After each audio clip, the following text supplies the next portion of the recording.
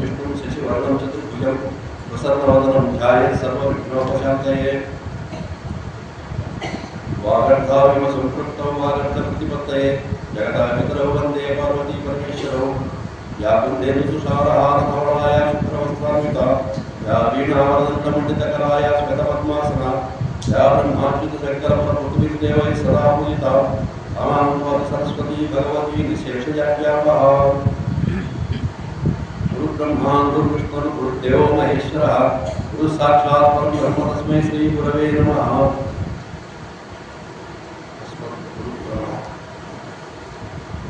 మనం ఏదైనా ఒక స్తోత్రం కానీ స్తుతి కానీ పురాణం కానీ ఏదైనా చదువుకుంటాం, దాని నిర్మాత ఒక దాని రాసలు మన దాకా యోచించి అంటే ఇంతకాలం బతికి సజీవంగా ఉండి మన దాకా వచ్చి మనల్ని కూడా జీవంతో నింపుతూ ఉన్నది అంటే ఆయన తపశక్తి వల్లనే ఉంటుంది. కాబట్టి ఆ వస్తువులు కానీ మన యోగీశ్వరులు కానీ సాధు సంతులను కానీ మనం ఈ పురాణ ప్రవచనం ప్రారంభంలో స్మరించుకోవాల్సిన అవసరం. ఏ పురాణమైనా వ్యాసపూర్వకమే కాబట్టి అన్ని పురాణాలను మార్పులతో సహా మనం వ్యాసం స్మరిస్తాం. దీనికి ఇది రామాయణ అంతర్భాగం కాబట్టి తులసిదాసు గారు రాసినప్పటికీ కూడా తులసిదాసు గారు రామాయణ స్ఫూర్తి గురించి రాసిందే కాబట్టి రామాయణ కంట అన్ని భాషలకు కూడా ఆధిక్యమైనటువంటి వాల్మీకి భాషలో ఒకసారి స్మరించుకోవాల్సిన అవసరం. పూజంతం రామ రామేతి మధురం మధురాక్షరం ఆలుష్య కవితాశాతం వందే వాల్మీకి కోకిలం. పూజంతం రామ రామేతి మధురం మధురాక్షరం, మధురమైన వాటిలో కూడా అత్యంత మధురమైనటువంటి రా మా అనే రెండు అక్షరాలను కూడా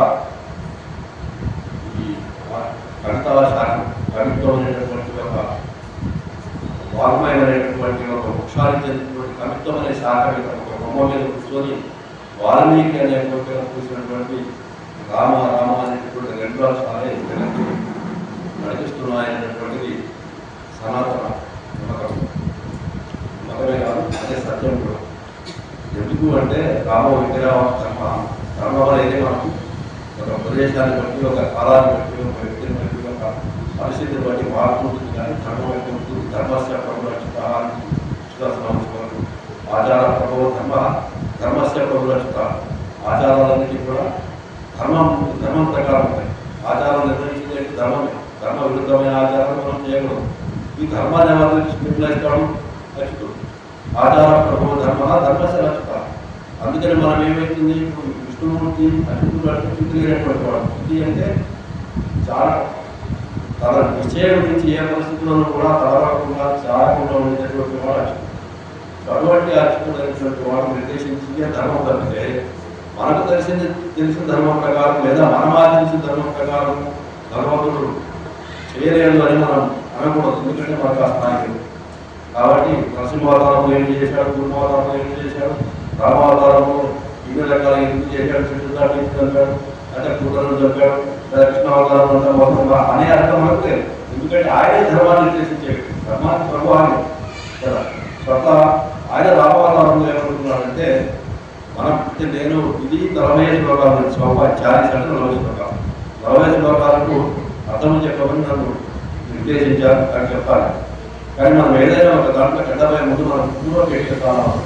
మనం కథ తెలియకుండా ప్రోత్సవం చేయడం, కథ తెలియకుండా ఇంకొకటి చేస్తే అది బాగానే ఉంటుంది, ఏమవుతుంది. కానీ దానికి విడుదల రావాలంటే దానికి పూర్వపరమైన మనం తెలుసుకోవాల్సిన అవసరం ఉంది. మనకు కూడా సమయం అట్లా ఇచ్చారు కాబట్టి మనం ఇచ్చిన సమయాన్ని సద్వినియోగం చేసుకుంటాం. ఏమైంది అంటే రాముడు అనే ఒక చిన్న ప్రశ్న ఉంటుంది. జయ విజయులిద్దరూ కూడా శాపం పొందిన తర్వాత భూలోకంలోనే, భూలోకం ఎందుకు పాతాళంలో ఇంకొక బహర్లోకంలోనే ఎందుకు పుట్టబెట్టే, భూలోకం ఒకటే కర్మభూమి. ఎవరి కర్మైనా అనుభవించాలంటే వాడు పుట్టాల్సింది ఇక్కడ. సో కాబట్టి ఇక్కడ పుడుతూ ఉంటారు వాడు కర్మభూమి కాబట్టి. ఇక్కడికి వచ్చిన తర్వాత ఈ రావణాసుడి వరకు మనం తీసుకుంటే రావణాసుడికి ఉండేటటువంటి వరాలు ఏంటి? ఆయన జయ విజయం ఇచ్చిన వరం ఏంటి అంటే ఆయన మీరు భూజన్మలు ఎత్తి 3 జన్మలలో కూడా నా చేతుల్లోనే నిహతులై మళ్ళీ మీరు వైకుంఠ ధామం చేరుదురుగాక చెప్తారు. ఎందుకు అంటే వాళ్ళు సాలోక్య మోక్షం చెందిన పరమ విష్ణు భక్తులు. అక్కడ చిన్న పొరపాటు జరిగి పొరపాటు కంటే కూడా గ్రహపాటు. ఎందుకంటే వాళ్ళ వృత్తి వాళ్ళు నిర్వహించారు కర్తవ్యం. ఎవరు లోపలికి వెళ్ళదు, ఎప్పుడు వెళ్ళనివ్వలేదు. అక్కడ ఇంకొక రకంగా వికటించారు. పెద్ద వీడు చేసిన తప్పేం లేదు. అది అందరు తెలిసిందంటే ఇక్కడికి వచ్చిన తర్వాత ఇంకొక విషయం ఉంది. ఈ రావణ కుంభకర్ణుడు అవతారం పెట్టిన తర్వాత విష్ణుమూర్తి చేతిలోనే సావాలి. రావణాసురుడు వరం ఏంటి? ఆయన దేవతల చేతుల్లోనే సావడం. ఏ రకమైన జీవజాతుల చేతుల్లో సావడం. వరం అడిగేటప్పుడు ఆయన నరవారు ఇద్దరు కూడా విస్మరిస్తాడు. నరులను వానరులను విస్మరించి మిగిలిన జాతులను లెక్క చెప్పుకుంటారు. ఎప్పుడైనా కూడా మీరు లెక్క చెప్తే ఎక్కడో చూడ మిస్ అయ్యే పర్వాలేదు. అట్లా అసలు గుళ్ళు కొత్త కాయాలి. అసలు పదాలు రాకుండా గుళ్ళు అంటే వేరే సంగతి. వేరే కష్టపడైతే లెక్కలు చెప్పాడు. చివరికి ఎక్కడో కూడా దొరుకుతున్నాయి కదా. దాంట్లో రావణుడు కూడా ఆగినట్టు విస్మరించిన తర్వాత విష్ణుమూర్తి అక్కడ ఒక ఉపాయం దొరికింది. ఏం దొరికింది? ఆయనకి నరావతారంలో అయితే వాడు ప్రసాదాలు. సరే రాముడు ఎందుకు రావాలి కదా? ఒకటి పాపం పడిన తర్వాత నరుడి చేతులు రావాలంటే గతంలోనే కార్తవీర్యాడు రత్నంలో ఎక్కించుకొని ఇంట్లోకి తీసుకెళ్ళి మధ్యలో బంధించి అక్కడ వెంట పిల్లలందరూ పరిసరకాల పురుగులు చెప్పి వాడుతూ రావడం అంత ఇంటి కార్తవీర్యాడు. కార్తవీర్యాడు నమ్మలేదు. నరుడే రావడం ఇచ్చిన వర్షాన్ని ఆ కార్తవీర్యాడు యొక్క ఆంధ్ర బంధుల తర్వాత లోపేశాడు. వానరుడి దగ్గరికి వస్తే వారి ఉన్నాడు. వారిని అధ్యాపనం చేసుకున్నప్పుడు వెనకాల లేకపోతే వాళ్ళు లావలేదు. వాళ్ళు ఏం కదా. సరే ఆయన కూడా మొత్తం సప్త సముద్రాలను సంధ్యావాడుకొని దిగిన తర్వాత వెనకాల ఉందా అని చెప్పి తలుచుకున్నాడు తమాషాగా. అంత బలం కలిగినటువంటి వానరుడు కూడా సత్తాయి. విష్ణుమూర్తి చేతిలోనే ఉండాడు. ఇప్పుడు తప్పదు అంటే విష్ణుమూర్తి నరావతారంలో ఉండి రావణాసురుడు ఇచ్చిన బలశాలి అంటే వాడు చెప్తున్నాడు. అంతే అప్పటికే పరశురాముడు ఉన్నాడు. పరశురాముడు విష్ణుమూర్తి యొక్క అవతారం కదా. ఈ రావణాసురుడిని దగ్గర పెట్టుకొని ఇంటికి తీసుకెళ్ళి పంజరంలో బంధించి గురువుగా చూసినటువంటి కార్తవీర్యాడు అట్టగా నరికేసినాడు. కాబట్టి రావణాసురుడి కంటే చాలా సంపడు పరశురాముడు. అదిగాక ఆయన జన్మంతా కూడా దుష్టులైన వాడిని చంపడంలోనే ఆయన కదా 3 మార్లు అంటారు. 321 సార్లు ఆయన దండయాత్ర దేశాలను చంపుకుంటూ వచ్చాడు. ఆయన రావణాసురుడు చంపలేదు. అప్పటికే రావణాసురుడు చాలా ఘోరా చేస్తున్నాడు. ఎందుకు చంపలేదు అంటే ఇటు ఆయన విష్ణుమూర్తి నరుడే, ఈయన విష్ణు అలాగే వాడు. ఎందుకు చంపలేదు అంటే కేవలం రావణాసురుడు మాత్రమే రావతారం యొక్క పరమాత్మ కాదు కదా. ఇక్కడ ఏం జరగాలంటే ఏకాయుగమైపోయి ద్వాపరయుగం ప్రవేశిస్తున్నాడు. ద్వాపరయుగం ప్రవేశిస్తుందంటే ధర్మం యొక్క సగభాగం వృత్తమని మిగిలిన సగభాగంలోనే నడుస్తుంది. ఇంకా రాబోయే కాలంలో కలియుగంలో ఆ దాంట్లో సగం కూడా అయితే ఇంకా మిగిలిన సగం అంటే మొత్తం 4వ వంతు ధర్మం మాత్రమే నడుస్తుంది. ఈ సమయంలో ఇంతటి అధర్మం 2 వంతులు అధర్మము, ఇక్కడ 3 వంతులు అధర్మము నడుస్తున్న కాలంలో శిష్టులైన వాళ్ళు భక్తులను తటస్థులు కూడా ఉంటారు. ఏ పార్టీకి చెందకుండా మధ్యరకంగా ఉండి ఎదుగాలి ఇష్టం పోయేవాళ్ళు ఉంటారు. సో ఇటువంటి వాళ్ళని ఏంటంటే కూడా ధర్మమార్గంలోకి పంపించాలంటే ఒక ఉదాహరణప్రాయమైనటువంటి ఒక మనిషి కావాలి. ఒక మానవుడు మాత్రం 100% మానవుడు అయింది. వాడు ఆదర్శ పురుషుడు అయింది, పుణ్య పురుషుడు అయింది, ధర్మం ప్రకారం నడిచేవాడైంది, తన మాటని తను నిలబడి ఏ రకంగా ఆదర్శవంతమైన జీవితం సమాజంలో ఆదరించబడుతుందో అటువంటి ఆదర్శవంతమైన జీవితం గడపగలిగేటువంటి వాడికి రాధ ఉండాలి. ఎందుకు రాధ ఉండాలంటే కేవలం మనలాంటి వాడు చేస్తే ఆచరణ, రాజు ఆచరిస్తే అది ఆజ్ఞేయం. కాబట్టి రాజు స్థానంలో ఉండేవాడు కావాలి. ఇంతకు ఆదర్శం ఉండేటువంటి ఒక రాజు, ఆదర్శ పురుషుడు, పురుషులలో ఉత్తముడు, ఒక పురుషోత్తముడు, ఒక ధర్మ స్వరూపుడు అయినటువంటి వ్యక్తి కావాలి. మర్యాద పురుషోత్తముడు, మర్యాద అంటే గీత, ధర్మానికి తీసినటువంటి గీత. ఆ మర్యాద పురుషోత్తమైనటువంటి ఒక వ్యక్తిని లోకానికి చూపాలి.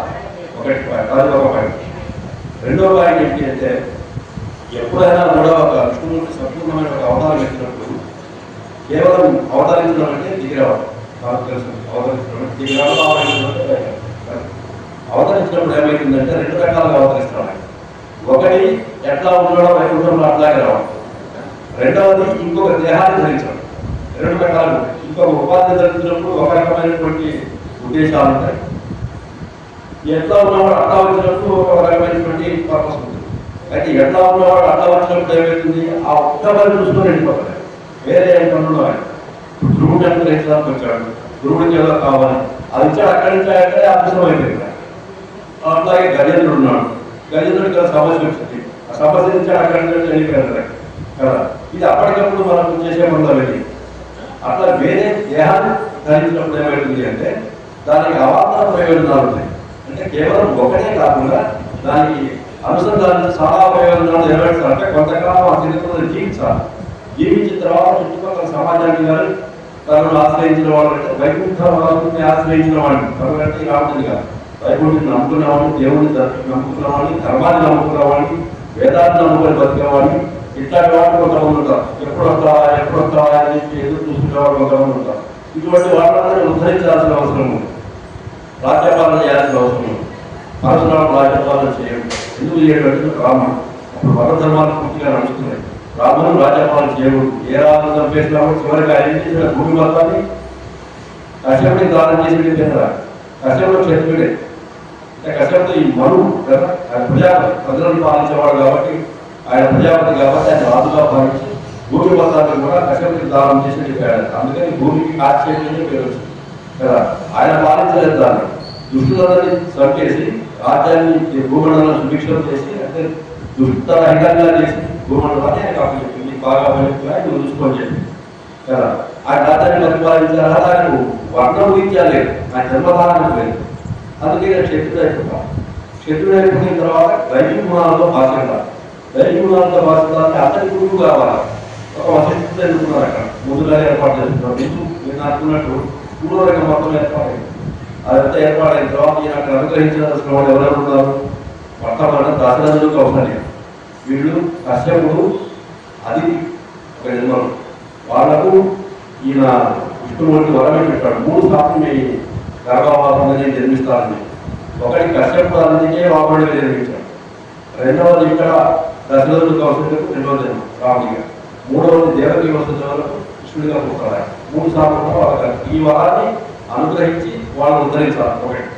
రెండోది వచ్చేసి మొత్తం రఘువంశం అంతా కూడా ధర్మబద్ధమైనటువంటి రాజుల నుండి ఉన్నది. పైన ఇక్ష్వాకు దగ్గర నుంచి ఇంకా పైకి పోతే వైవస్వరం దగ్గర నుంచి శ్రీనివాసముద్రుడు కొడుకు వైవస్వుడు, యువసముద్రుడు అంటే సూర్యుడు. ఆ సూర్యుడి దగ్గర నుంచి మొదలు ఆ వైవస్వుడు, ఇక్ష్వాకు, కుకుసుడు, రఘు మహారాజు, తర్వాత హరిశ్చంద్రుడు అంతా కూడా మొత్తం లైన్ అంతా కూడా ప్రమాణమైన లైన్. ఆ వంశాన్ని ధరించాల్సిన అవసరం ఉంటుంది. దాని తర్వాత బయటకు వస్తే అయోధ్య రాజభవనంలో ఉన్నటువంటి రాజకుటుంబీకులు ఉంటారు. అంటే దశరథుడు తమ్ముడు కొడుకు, చిన్న ఆయన కొడుకు, పెద్ద ఆయన కొడుకు, వీళ్ళంతా ఉంటారు కదా.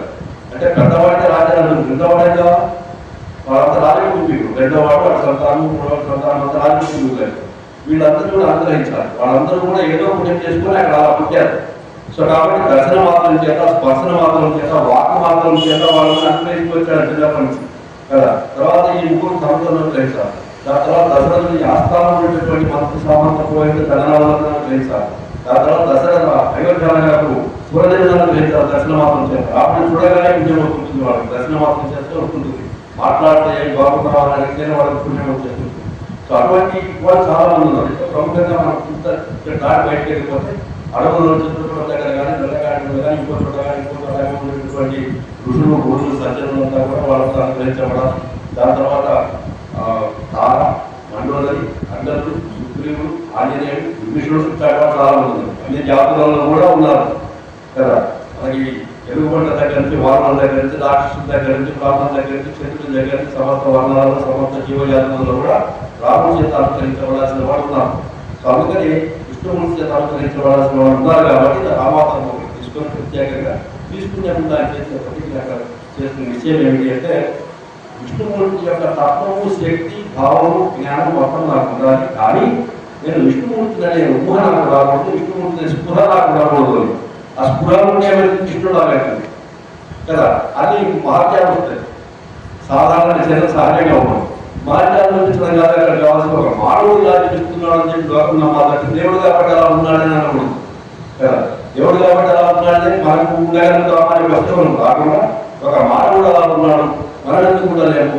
ఆయన ఒక టీవీకి చూపించాడు కదా, మనం కూడా ఆ మార్గంలో వెళ్తాము. అదే ధర్మపదంలో మనం కూడా ప్రయాణం చేద్దామని ఆలోచనతో రావాలంటే శాతం మానవుడు అయినా. అందుకని పూర్తి మానవ వ్యక్తి నేను మానవుడిని, నేను దశరథాత్మజమని చెప్తాను. ఆయన నా జన్మభూమి అయోధ్యనే చెప్తాను. దేవుడు పోయా విష్ణుమూర్తి చెప్పుకోవడం ఆయన తెలియదు అందరికీ కానీ ఇట్లా జరుగుతుంది. అటువంటి అవతారం రామవతారం. ఈ రామవతారానికి ఒక కథగా అప్పుడే కొన్ని వేల సంవత్సరాలు తపస్సు చేసి పుట్టను పగలగొట్టుకొని బయటకు వచ్చినటువంటి పుట్ట అంటే వాల్మీకాన్ని పగలగొట్టుకొని బయటకు వచ్చినటువంటి వాల్మీకి మహర్షి, మన వాల్మీకి మహర్షి కూడా మీద కథలు ఉంటాయి. ఆయన పోయేవాడు, దారులు కొట్టేవాడు, దొంగ ఈ ఋషులు ఏదో చేస్తే వాళ్ళందరూ ఏదో ఈ చెప్పు ఆయన కూడా ఒక వసువు. ఆయన వసువు, ఆయన కూడా విష్ణుమూర్తితో అనుగ్రహించబడాల్సిన వ్యక్తి. అందుకని ఆయన తపస్సులోకి వెళ్తాడు. ఆయన పేరు ఏంటి? ప్రాచేతస వసువు. ఆయన పేరు ప్రచేతసుడు అనే వసువు యొక్క కుమారుడు ఆయన. ప్రాచేతసుడు అంటారు. ఈ ప్రాచేతస వసువు అని ఆయన ముందుగానే వేదాధ్యాయం చేసినట్టే మరామరా అంటే రామరామ అవుతుంది కాదు, అవదు. ఈ మారాలంటే రా మాపలకలేడా, సింపుల్ పెట్టు పలుకుతున్నాడు కదా, మారాలంటే వాడు రా మాపలకలేడా, ఇది ఆయన.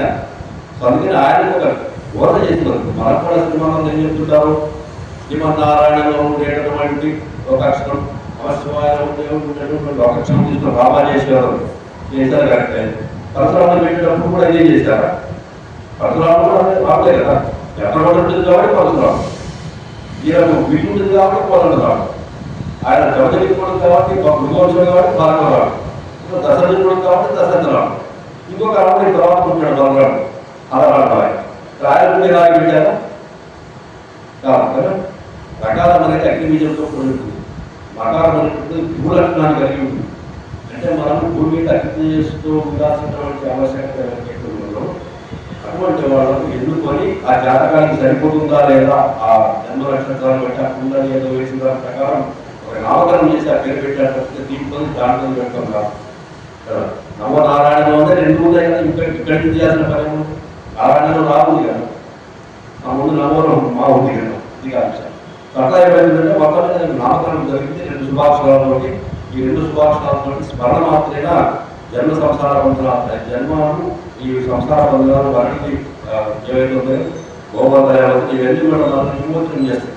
ఆ రామనామం ఇక్కడికి వచ్చిన తర్వాత మనం ఒకసారి రాముడిని సేపు పెట్టుకున్నాం కాబట్టి ఒకసారి రామస్మరణ చేద్దాం. ఆపదాపహర్తారం అతారం సర్వసంవదాం లోకాభిరామం శ్రీరామం భూయో భూయో నమామ్యహం. మనకు దాని అర్థం కేటాలి కాబట్టి ఆపదాపహర్తారం, మనకి ఏవైతే ఆపదలు ఉన్నాయో అవన్నీ కూడా సమూలంగా రాస్తారు. అపహర్తారం సమూలంగా రాస్తుంది కదా. దాతారం సర్వసంపదం, అన్ని రకాల సంపదలు అంటే మనకి ఇంట్లో డబ్బు ఇవి కాదు. సంపద అంటే ఐశ్వర్యం, ఐశ్వర్యం అంటే ఈశ్వరత్వం, ఈశ్వరత్వం అంటే ఒక దాంట్లో అధికారం కలిగి ఉండడం.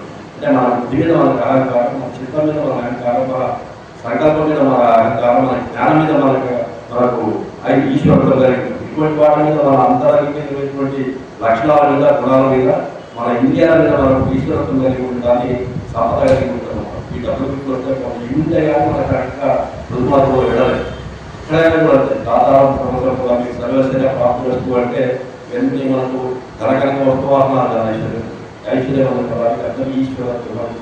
ఈశ్వర అనేటటువంటి ఒక శస్త్రార్థకం వ్యాకరణ ప్రకారం చూస్తే దాని యొక్క మతవర్గం ఐశ్వర్యం కదా. సాంప్రదాయం, సాంప్రదాయం, ఉచిత, ఔచిత్యం, అట్లా లోకాభిరామం, మొత్తం సర్వలోకాలకు కూడా అభిరామం అంటే ఆనందం కలిగించేటువంటి వాళ్ళైనటువంటి శ్రీరాముని భూయో భూయో మళ్ళీ మళ్ళీ కూడా నమస్కరిస్తూ ఉంటాం. దాని తర్వాత ఆయన స్వరూపం అంతా మనకు లోపలి సినిమాలో కట్టెంబడి చూపించారు. శ్రీరాఘవం దశరథాత్మజం సీతాపతిం రఘుకులాన్వే రత్నదీపం అజానుబాహుం అరవిందదళాయతాక్షాం రామం విశాచల వినాశకరం నమామి. ఇది కూడా అర్థం సుభాగమే కాబట్టి దాన్ని దాని తర్వాత నేను టైం వేస్ట్ కాకపోతే రాసుకుంటాను. శ్రీరామనామ వంశమయోధిసోమ ఆమాదిషట్విరామ వైకుంఠధామ కందర్పకోటి శ్యామసుందర దివ్యమూర్తే శ్రీరామచంద్ర చరణము శరణం ప్రపద్యే. ఇది మనం తెలుసుకోవాలి. ఏమైందంటే రాముడు నీలమేఘశ్యామ అంటే నీలరంగులో అంత నీలరంగులో ఉండేటటువంటి మేఘంలాగా. నీలరంగులో మేఘం ఎప్పుడు ఉంటుందంటే వర్షాకాలంలో కదా, నీటితో నిండి ఉంటుంది. నీటికి ఉండేటటువంటి ఇంకొక పేరు ఏంటంటే ఆర్ద్రత. ఆర్ద్రతతో నిండి ఉండేటటువంటి వేగం. అంటే ఇలా శరీరం అంతా కూడా ఆర్ద్రతతో ఉంటుంది. ఎవరైనా శరణం, ఎవరైనా ఆయన స్మరించిన, ఎవరైనా ఆయన నుంచి ఏదైనా సహాయం కోరుకున్నా కూడా ఎంబడే కరిగిపోతారు ఆర్ద్రత. అందుకని నీలమైన శ్యామం కాంతో కొడుతారు. శుద్ధైనా నిట్టుకుంటే రాముడు ప్రత్యేకంగా మన మధ్య మన భూమండలం మీద జీవించి మాలాగా ఉన్నాడు కాబట్టి, రాజు కాబట్టి, అన్ని ధర్మాలు ఉన్నాయి కాబట్టి ప్రత్యేకంగా రావడం చెప్తున్నారు నీలమైన శ్యామం అని చెప్పి ప్రత్యేకంగా కృష్ణుడు కూడా చెప్తున్నారు. అందుకని కృష్ణుడు కూడా చాలా మందిని ఆడుకున్న సంఘటనలో పురాణంలో ఉన్నాయి. అందుకని శ్రీరామ అనేటువంటి నామం కలిగినటువంటి వాడు రఘువంశ వయోధి సోమ. రఘువంశం అనేటటువంటి ఒక సముద్రంలో చంద్రుడు లాంటి వాడు. సముద్రం మొత్తానికి కూడా ఆహ్లాదకరం కలిగించినటువంటి చంద్రుడు లాగా ఉంటా సముద్రం నుంచి వయోధి సోమ. కామాది శత్రువు విరామ. కామము మొదలైనటువంటి 6 శత్రువులను కూడా విరామ ప్రకటిస్తావా, వాటి నాశనం చేస్తావు. కామ, క్రోధ, లోభ, మోహ, మదమాసాలన్నింటినీ కూడా అరిషట్ వర్గము అంటారు. వర్గం అంటే గ్రూప్. వర్గములు కాదు, అరిషట్ వర్గాలు అంటారు. గ్రూప్ లేదు. ఈ మొత్తం కలిస్తే గ్రూప్ చేశారు. అరిషట్ వర్గాన్ని మొత్తం కూడా నువ్వు నాశనం చేస్తావని కామాది శత్రువు విరామం. వైకుంఠ ధామం. వైకుంఠం అంటే ఎవరైతే ప్రవేశించలేని ప్రాంతం ఉంటుందో అది. ఒకసారి ప్రవేశిస్తే ఏమైంది? ఏదో ఒక పద్ధతిలో వెనక్కి రాలేదు.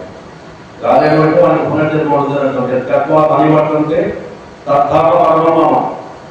అక్కడ సూర్యుడి కాంతి ఉంటుంది, అగ్ని కాంతి ఉంటుంది, చంద్రకాంతి ఎవరు ఉంటుందో పాసే అయితే సూర్య శశాంకున్న పవక తక్కువ పని పడుతుంటే తత్తాప పరమమ్మ. ఎందుకు వీళ్ళ కాంతి ఉండవంటే ఆదిత్యగతం ఏదైతే ఉందో తేజస్సుందో పాసేయటం కదా, యశ్చంద్రమ యశాఖలు, చంద్రుడు అగ్ని తేజస్సు అవన్నీ కూడా నేనే తేజం విద్యమాపకం.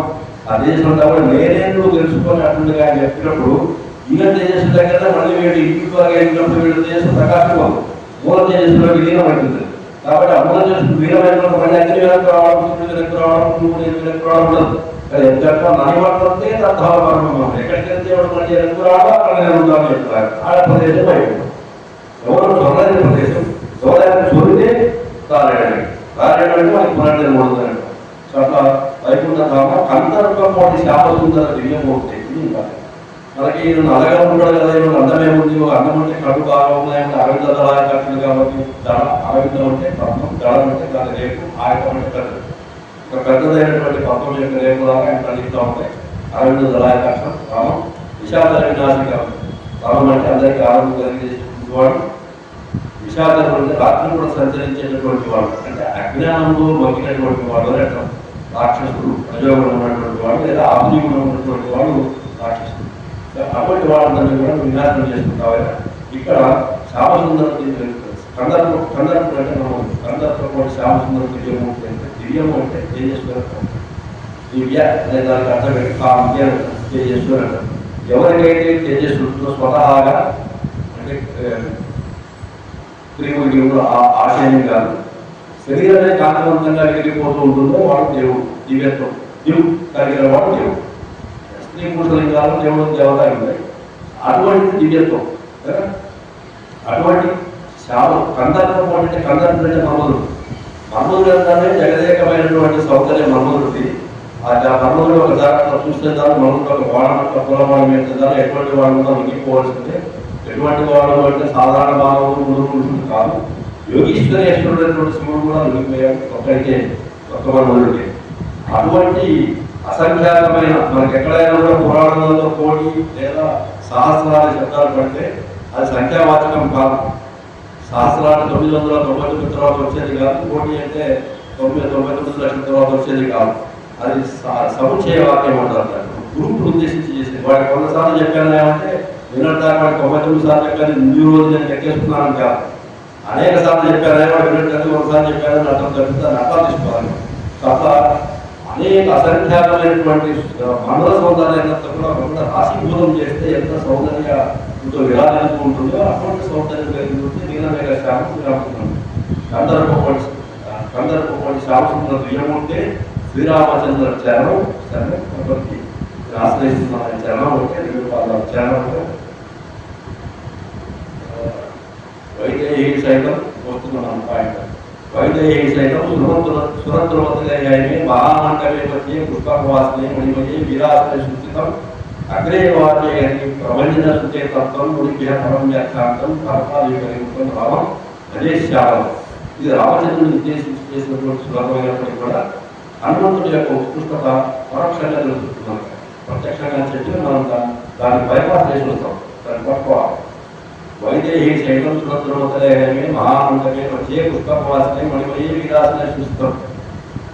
సురద్రుణం అంటే దేవతల యొక్క వృక్షం, కల్పవృక్షం కింద ఒక మణిమయమైనటువంటి సువర్ణ సింహాసనం మీద అమ్మవారితో కలిసి వైదేహి సైతం అయ్యవారు విలాసం వేసుకొని కూర్చున్న విలాసం అంటే ఒక ఎడమకాలం ముందు పెట్టి కుడికాలం కొంచెం వెనక్కు పాదపీఠం కూర్చున్న విలాసం అంటారు. విలాసం సిద్ధమా అగ్రేవాకి ప్రబంధన శుద్ధే తత్వం ముందుగా నిలబడి ప్రపంచం అంటే వాయుశుద్ధులను ప్రణవంతులు తత్వం బోధిస్తూ ఉంటే మునికిగా పరత్యాఖ్యాంతం. గురులందరూ కూడా దాని పరమార్థాన్ని వ్యాఖ్యానిస్తున్నారు. భరతాది పరివులు చుట్టూ కూడా భరతుడు, లక్ష్మణుడు, శత్రుడు, భీషణుడు, సుగ్రీవుడు, అంగడు, ఇంకా మూడు ఋషులు, ఇంకా వీరుడు, దేవతలు అందరూ వచ్చి పర్యవేక్షించినప్పుడు ఇంతమంది దిగ్ధర్తులు ఉన్నప్పుడు, ఇంతమంది ఒకళ్ళ మించిన వాళ్ళప్పుడు భక్తులు గారి జ్ఞానులు గారి ఉన్న చోట కేవలం హనుమంతుడు నిలబడి రామతత్వాన్ని వివరిస్తూ ఉంటే గురువు ఒకళ్ళ తర్వాత మనం భక్తి తెలుసుకొని దాని యొక్క తాత్పర్యం చెప్తున్నాం, తత్వాన్ని విశదీకరిస్తున్నాం. అంత ఉందే హనుమంతుడికి పాఠం చెప్తున్నా కదా. హనుమంతుడు అంతతోపాటి దిమతాం వరిష్టం. ఆయన జీవితకాలంలో ఉండే జ్ఞానంలో ఆయనే శ్రేష్ఠం. జీవితకాలానికి కూడా చిరంజీవి ఆయన భూమి మీద ఆయన మనమంతా తిరుగులాడిన కాలంలో ఆయనతో పాటు సమానమైనటువంటి జ్ఞాని ఎవరు లేరు. ఆయనే జ్ఞానం. దిమతాం వరిష్టం మాతాత్మని మానవీయుడు శ్రీరాముడు శిరసారామం ఇంత ఉన్నాను కూడా శ్రీరాముడు యొక్క యువతే, శ్రీరాముడు యొక్క దాసే, శ్రీరాముడు యొక్క భక్తుడే. అంటే శ్రీరాముడి స్థాయి ఏంటి అనేది ఒకసారి అర్థం చేసుకుంటున్నాం. అట్లా చరిత్రలో అభినవాసి శతకోటి కవిస్తరం ఏకైక అక్షరం యొక్క మహాభారత అనేకమైన మనకు సంబంధించినటువంటి రామాయణంలో కేవలం 24 శ్లోకాలు మాత్రమే ఉంటాయి. కానీ మిగిలిన శ్లోకాలలో ప్రచారంలో ఉన్నటువంటి రామాయణంలో అనేక కోట్ల సంఖ్యలో ఉంది రామాయణం. సో మనకు మన మానసిక పరిస్థితిని బట్టి, మన చైతన్య అవస్థను బట్టి, మన చైతన్య స్థితిని బట్టి, మన ప్రాణశక్తిని బట్టి మనకు 24 మాత్రం ఇచ్చారు. ఇందాక మనం అనుకున్నట్టు వాల్మీకి గారు బయటకు వచ్చిన తర్వాత కుటుంబాలు కొట్టుకొని ఏం చేయాలి, మన తపశక్తిని మనం లోక కళ్యాణం కోసం ఉపయోగించాలి, దీన్ని ఏ రకంగా ఉపయోగించాలని చెప్పి నేను ఆలోచిస్తున్నప్పుడు నాలుగు వచ్చాయా నువ్వు అలాగే రాబోయే కాలానికి మనం ఒక మంచి వ్యక్తి యొక్క చరిత్ర చెప్తాం అనుకుంటున్నాము. ఏం చెప్పాలని ఆయన అంటారు. వాళ్ళని ఒక 16 ప్రశ్నలు ఉంటే 4 శ్లోకాలు అడుగుతాను. 16 ప్రశ్నలలో ఎవరు వీర్యవంతుడు, ఎవరు ధైర్యవంతుడు, ఎవరు ఆడి పక్కన వాడు, ఎవరు ఎవరు పురుషోత్తముడు అంటే 16 ప్రశ్నలు ఉంటాయి. ఈ 16 ప్రశ్నలలో కూడా 4 శ్లోకాలలో 4 శ్లోకాలకు అనుసంధానంగా ఈయన ఒక 3 శ్లోకాలను సంక్షిప్త రామాయణం చెప్తాను. నారాయణ అయ్యా రాముడి కథ ఒక విధి, దీన్ని నువ్వు విస్తరించుకో, విషయం అయితే దీన్ని వివరంగా రాసుకో అని చెప్పి వెళ్ళిపోతారు. ఆ వెళ్ళిపోయిన తర్వాత నేను దాన్ని తపస్సు చేసి మళ్ళీ కొంత తపస్సు చేసుకుని దీక్షలోకి వచ్చిన తర్వాత ఇది పెద్ద దైవగ్రంథం కాబట్టి చిన్న దీక్ష బట్టి రాయడానికి ఉపక్రమిస్తూ ఉండగా బ్రహ్మదేవుడు ప్రత్యక్షమై ఇది కథని ఆయన చెప్పాడు కదా, నీకు ఒక వరమిస్తున్నాడు, నువ్వు రామాయణంలో ఉండేటటువంటి అన్ని పాత్రలలో వెళ్ళగలుగుతావు. ప్రతి సంఘటన జరిగిన స్థలంలోకి సీన్లో నువ్వు ప్రవేశించి అక్కడ ఏం జరిగింది, ఎవరు మాట్లాడుతున్నారు, వాడి మనసులో ఏముంది, మాట్లాడుతుంటే చూసేవాడి మనసులో ఏముంది, వాడి ముఖంలో ఏ భావాలు ప్రకటన అవుతున్నాయి, చుట్టుపక్కల పరిస్థితి ఎట్లా ఉంది, అన్ని రకాల వర్ణనలు కూడా నీకు కళ్ళ కట్టినట్టు కనిపించేటటువంటి ఆ దర్శన శక్తి నీకు ఇస్తున్నానని బ్రహ్మదేవుడు ఆయన అనుగ్రహించిన తర్వాత ఆయన రామాయణ కథ. ఇది ఇంతవరకు మనం దానికి చూసుకుంటూ వస్తే ఇటువంటి రామచంద్రమూర్తి ఈ ఆంజనేయ స్వామి భక్తులై, అనురక్తులై, దాసులై, దూతై రామ లేదా రామచరిత్ర ప్రచారం చేసుకుంటూ ఆయన జీవితం గడుపుతూ ఉన్నాడు. ఇటువంటి ఆంజనేయ స్వామి యొక్క గొప్పతనం అని చెప్తే గోష్పదీకృత వారాసి వస్తీకృత రాక్షసం రామాయణ మహాభారతం వందే గోష్పదీకృత వారాసి అంటే సముద్రం 9 విస్తీర్ణం కలిగిన సముద్రాన్ని గోష్పదీకృతం కేవలం పాదగంతులతో దారిలాగా చేశాడు. ఆయన అంత ఈజీగా దాటాడు. ఇంత ఈజీగా ఆవుపాదం ఆక్రమించిన స్థలాన్ని దాటినంత సులభంగా దాటాడే అని మనకు అనిపించినట్టుగా చేశాడు ఆయన. గోష్పదీకృత వారాసి మస్తీకృత రాక్షసం అంత బ్రహ్మాండమైన భయంకరమైన రాక్షసులందరినీ కూడా దోమలాగా కొట్టిపారేశాడు. రామాయణ మహాభారతం ఈ మొత్తం రామాయణ కావ్యం అంతా కూడా ఒక మాలలు ఉంటే, ఒక నక్లెస్లు ఉంటే దాంట్లో ఉండే లాకెట్ కోసం అన్నాం. ఈ లాకెట్ లేకపోతే మొత్తం నక్లెస్ కూడా అందులో రాముడు ఉండాలి, సీత ఉండాలి, ఎవరైనా ఉండాలి. దాని సూత్రం ఎవరు పక్కన లాకెట్ నాదాలుగా చేసుకుని మిగిలిన మాలంతా ఉన్నట్టుగా రామాయణ మహామాల రత్నం అందులో రాజరత్నం ఏదైతే అది రకం కొన్ని అది రాత్రం. అటువంటి అదిలో శుద్ధుడైనటువంటి హనుమంతా నీకు నమస్కారం. అట్లా ముందుకెళ్తుంటే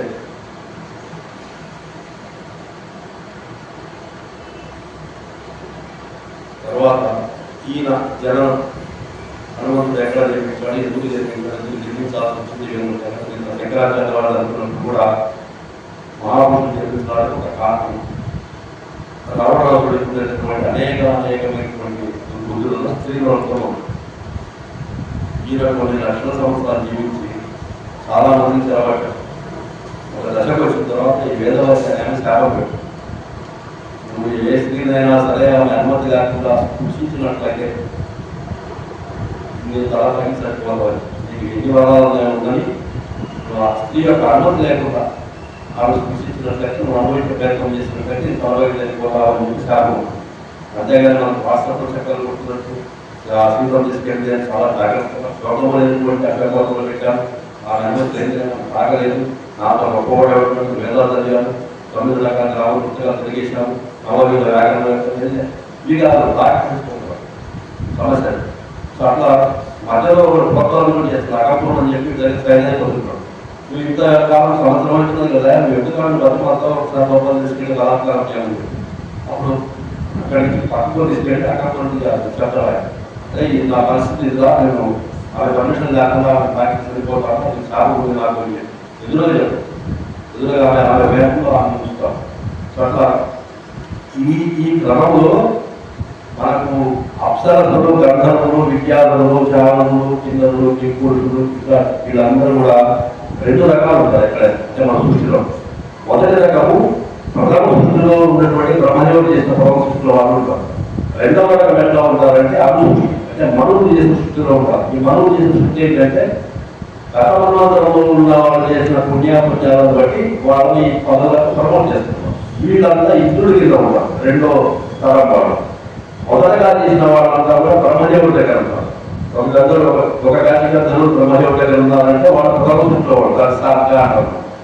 ఇది ఉపసార్గా అంటారు. మనం ఒక పద్ధతి జనాలందరూ కూడా చెట్టు ఉందా, వెతుకుందా, లేకపోతే కోడి ఉందా అని చెప్పి ఆ ప్రశ్న అవతల వాడు వేయగానే మనం రివర్స్ పడాల్సిన ప్రశ్న ఏంటంటే సర్గంలో ఉపసర్గంలో ప్రశ్న. ఎందుకంటే బ్రహ్మదేవుడు పుట్టును సృష్టించలేదు, బ్రహ్మదేవుడు విత్తనాలు సృష్టించలేదు.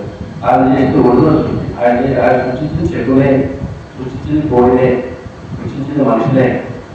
తర్వాత మన్వంతరం వచ్చినప్పుడు ఏంటంటే అప్పటికి ఉన్నటువంటి 84 లక్షల జీవరాశుల యొక్క బీజాలను తీసుకొని సృష్టికోవడంలో ఈ మనువుడు తర్వాత ఆ జలప్రళయమైన తర్వాత వీడిని సృష్టి చేస్తాం. అప్పుడు వీడికి ఆధారభూతమైంది ఎందుకు, అప్పుడు వీడికి ఆధారభూతమైంది ఇతరులు ఎవరికి మనువు. అందుకని మన్వంతరంలో జరిగే ఉపసారం ఏదైతుందో ఇది రెండవ సృష్టి, కూడా సృష్టి. దాంట్లో మనకు ఈ సోర్సెస్ ఉంటాయి.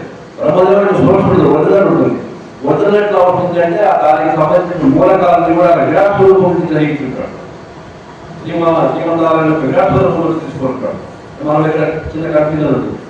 ఆ నారాయణ 3 రకాలు చూపిస్తాడు. మన కంపెనీలు సృష్టికి మొట్టమొదట బ్రహ్మదేవుడు కూర్చు ఉన్నప్పుడు ఆయన చూపించిన స్వరూపం విరాట్ స్వరూపం. దాని తర్వాత ఆయన పరిచక్రవర్తి దగ్గర చూపించిన స్వరూపం త్రివిక్రమ స్వరూపం.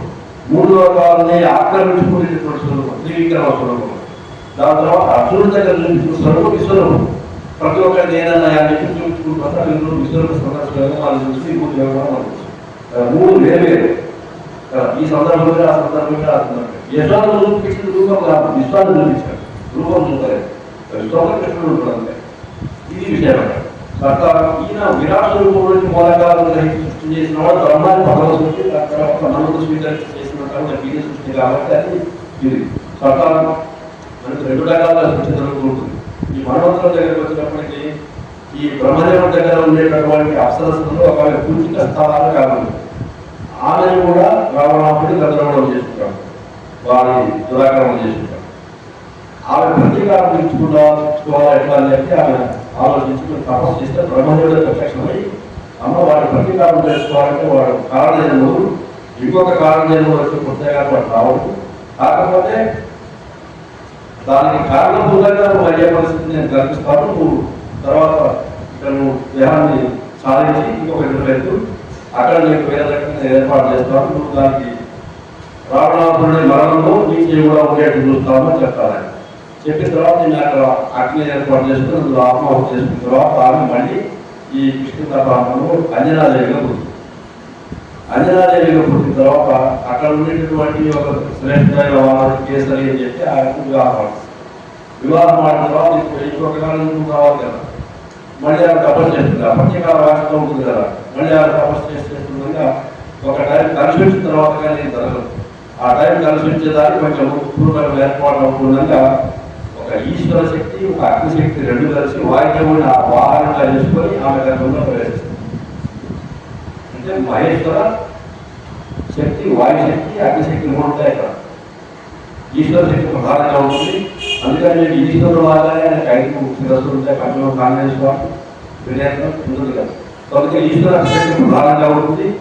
రవిపలిపేటటువంటి ప్రభుత్వం ఉండాలి కాబట్టి అగ్నిశక్తి ఉంటుంది.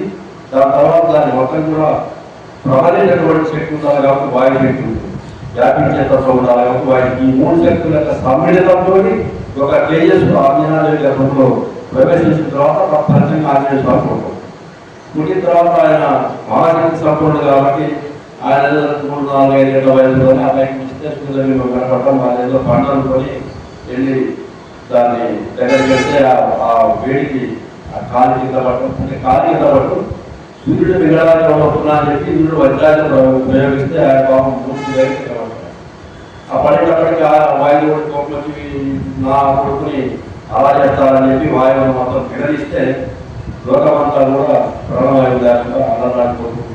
అప్పుడు బ్రహ్మాండ అవుతుంది. దిక్పాదులంతా ప్రసన్నమై ప్రత్యక్షమై ఈయన దీర్ఘాయువు ప్రసాదించి రకరకాల ఆయుధాలు, రకరకాల శక్తులు, రకరకాల విద్యలన్నీ కూడా లోపల నిమిడీకృతం చేస్తారు. ఎవరైనా నిమిడీకృతం చేస్తారు. ఎవరికైనా కూడా సరే బ్రహ్మదేవుడు పయనించి అయ్యా నా బ్రహ్మాత్మ వల్ల ఈ కీలకమైన ఆపాదన జరగదు, నేనే దీర్ఘాయువు ఇస్తున్నానని చెప్పి ఇచ్చిన తర్వాత వాళ్ళకి ఆ వాయువు కూడా దానికి సంతోషించి తీసుకెళ్ళిపోతాం. కొంతకాలానికి అతనికి లోపల నిమిడీకృతం అంటే ప్రతి ఒక్కరికి కూడా ఎట్లా ఉంటుందంటే మనిషి అన్న తర్వాత వాడి లోపల ఒక శక్తి ఉంటుంది. ప్రతి ఒక్కరికి కూడా మనం చేయాల్సిన పని ఏంటంటే అది ఏంటో మనం గ్రహించాలి. మన లోపల శక్తి ఉంటుంది, ప్రతి ఒక్కరికి ఉంటుంది. మనకు మామూలు చక్రవాళ్ళతో హ్యూమన్ రిసోర్సెస్ డెవలప్మెంట్ చేసే వాళ్ళు అవుతుంటారు కదా, సలహాలు ఇచ్చుకుంటూ ఉపన్యాసించుకుంటూ. వాళ్ళు చెప్పేది ఏంటంటే పాలనలో విద్య రకంగా ఉన్నదయ్యా, పాలనలో ఎవరికి ఏ రకంగా అభివేశం ఉంటే వాడికి ఆ రకంగా ప్రవేశపెట్టి అక్కడే వాడికి చదువు చెప్పేస్తారు. డ్రాయింగ్ ఇష్టం మంచిగా డ్రాయింగ్ స్కూల్ వేసేయండి, డ్యాన్స్ ఇష్టం డ్యాన్స్ స్కూల్ వేసేయండి, కోడి వరకు కవాళ్ళు ఇష్టం డిపార్ట్మెంట్ అందరికీ ఇష్టం, ఇట్లా చెప్పుకుంటూ వస్తారు. వ్యాకరణ దాంట్లో పంపించుకొని. అంతేగాని భారతదేశం లాగా ఉపాధి ఆధారిత విద్య బలవంతంగా గౌరవం చెప్తుంటారు వాళ్ళు. ఇప్పుడు ఇక్కడ దేశంలో పరిస్థితి అది కాబట్టి మనం చేసిన పని. కానీ ప్రతి ఒక్కరికి లోపల ఉండేటటువంటి ఒక శక్తిని ఒక దశలో వాడు గుర్తించుకోవాలి. గుర్తించుకున్నప్పుడు వాటి కొంతమందికి సంగీతం పెండింగ్ ఉంటుంది లోపల కదా. కొంతమందికి అట్లా బాడీ మూమెంట్స్ టెక్నికల్గా ఉంటాయి, వాళ్ళు నాట్యం అనుకుంటారు. ఇంకొంతమంది ఎవరో వాళ్ళకి కవిత్వం ఎదుగుతుంది, కొంతమందికి ఆ పద్యాలు పట్టేసుకుంటుంటారు, కొంతమంది సంస్కృతం ఎదుగుతుంది, కొంతమందికి ఏదో రకరకాల శక్తులు ఉంటాయి లోపల. వాడు దాన్ని ఎంత తొందరగా గ్రహించి దాన్ని ఇంప్రూవ్ చేసుకుంటే ఆ రకంగా అంత నిష్ఠావంతులు అవుతూ ఉంటాడు. ఇప్పుడు మా దృష్టిలో ఒకటి 10-12 ఏళ్ళు 11 ఏళ్ళ వయసు వచ్చినప్పటికీ రామాయణ కావ్యాన్ని పరిచయం చేశాడు 7వ తరగతి ఉన్నప్పుడు దేవాలయంలో. దాని తర్వాత 12 ఏళ్ళ వయసు వచ్చినప్పటికీ పద్యం రాయడం మొదలుపెట్టాడు. అంటే పద్యంలో తప్పు లేవు కదా. ఆ సమయంలో వాళ్ళ అమ్మ నన్ను అప్రోచ్ చేసిన తర్వాత నేను దాదాపు 5 సంవత్సరాలు శిక్షణ ఇచ్చా పద్యాలు. ఇప్పుడు కరెక్ట్గా IIT కోర్టు చదువుతున్నాడు. 20 అవధానాలు చేశాడు. అంటే లోపల వాడు రెగ్యులర్ అకాడమిక్ స్టడీస్ దెబ్బతినలేదు, కానీ లోపల ఒక శక్తి ఉంది. వాడు ఆ శక్తిని గుర్తించుకొని ఎప్పుడైనా తగిన టీచర్లు ఇప్పుడు ఆ గంగవరం లలితానికి అని చెప్పి 16 ఏళ్ళ కష్టవధానం చేసినాడు. ఇప్పుడు బ్రహ్మాండ శాస్త్రంలో గురువులు కూడా నిలిచిన శిష్యులు అయిపోయినాడు. ఇప్పుడు అతనికి శాస్త్రం చెప్పేటటువంటి పండితుడు లేడు. అందుకని అతను నుంచి శృంగేరి దగ్గర ఉంటే అక్కడ పడింది శాస్త్రం నేర్చుకుంటున్నాడు. శాస్త్రం అంటే ఇప్పుడు షట్శాస్త్రాలు ఉంటాయి, న్యాయము వైశేషికం, ఈ శాస్త్రాలు నేర్చుకుంటున్నాడు. వేరే చూడడానికి గురువు లేదు. అట్లా చిన్నప్పుడు అతను ఏదో నడలేదు, అది గుర్తించుకొని ఆటైపోతున్నారు. అందరికి ఉంటుంది అంటే సరే పరిస్థితులు జరుగుతుంది. అట్లా ఏమైంది, లోపల నిమిడీకృతమై ఉన్నాయి ఆంజనేయ స్వామి లోపలన్నీ కూడా. ఈ నిమిడీకృతమైన బయటకు చేయాలంటే గురువు యొక్క ఆవశ్యకత ఉంటుంది. నిన్న కూడా మనం శంకరాచార్య చెప్తున్నాము, పలానా సూత్ర భాషానికి వార్షిక నిబంధన రాయబాయి అంటే పలానా వాడు పురుషులు సృష్టి చేసి విద్య సంపాదిస్తున్నారు కాబట్టి వాడు పనికి రాడు, వీడికి పరిక్రమం లేదు కాబట్టి వీడి పనికి రాడని చెప్పి చాలా జడ్జి చేసిన తర్వాత కేవలం సుదర్శన మాత్రమే రాష్ట్రాలు ఏం చెప్పారంటే ఒక్కొక్క దానికి ఒక్కొక్క రకమైన యోగ్యత ఉంటుంది. ఆ యోగ్యత అనేది దాన్ని బయటకు తీయాలంటే గురువు కాదు. గురువు ఒకలా ఏంటి కూడా శోభించి దానికి యోగ్యత రాదు. మనం ఇంకా పనిచేయలేదు. సో అట్లా గురువు ఎవరో వెళ్తే ఈయనలో ఉండేటటువంటి అపారమైన జ్ఞానాన్ని బయటకు చేయగలిగినవాడు ఎవరంటే జ్ఞాన భాస్కరుడు అని చెప్పి నిర్ణయం జరిగిన తర్వాత సూర్యుడి దగ్గర అక్కడ పెడితే ఈయన సూర్యుడు నేను తిరుగుతూ ఉంటాను కదా నిరంతరం సంగతి ఎట్లా అంటే నేను కూడా గీత పాడుతానని చెప్పి ఈయన పశ్చిమార్థం మీద పూర్వార్థం మీద అంటే ఉదయ పర్వతం మీద అత్త పర్వతం మీద అన్నిటి మీద చిరకాలు పెట్టి సూర్యుడిని చూస్తూ మొత్తం చదువులు నేర్చుకుంటాడు. ఇక్కడ మనం గమనించాల్సిందంటే చిన్నప్పుడే ఆంజనేయ స్వామి అంత శరీరం పెంచాడు, దాని మీద ఒక కాలం ఇంకో కాలం పెట్టాడు అని చెప్పి మనం గొప్పతనాన్ని అక్కడగా అనురాసం మంచి గోడ వేసాడు. సూర్యుడు వదలకుండా బయటపడతాం. మొత్తం సూర్యుడికి ఎంత తెలుసు అంత తెలుసుకునే దాకా సూర్యుడు వదలలేదు ఆయన. ఇది బయట అక్కడ అంతేగాని సూర్యుడు ఎడిపోయాడు మాకు టికెట్ ఉన్న పడుకుంటాం మనిషి సూర్యుడు కనపడకపోవడం నేను చూసుకుంటానని అనుకోలేదు. సూర్యుడు వదలలేదు ఆయన మొత్తం వచ్చేదాకా. ఈ సూర్యుడు నేర్పించిన తర్వాత మొత్తం కూడా శాస్త్రం వ్యాకరణం ఆధారపడుతుంది. మనం ఏ శాస్త్రం వ్యాకరణం లేదు. ఈ వ్యాకరణం కొన్ని రకాలు 7 రకాల వ్యాకరణాలు మాత్రం అందరికీ చెప్పుకుంటారు. 8వ వ్యాకరణం చెప్పాలంటే బ్రహ్మచారం వదిలి గుణశాస్త్రం ఉంది తర్వాత పెళ్లి కావాలి.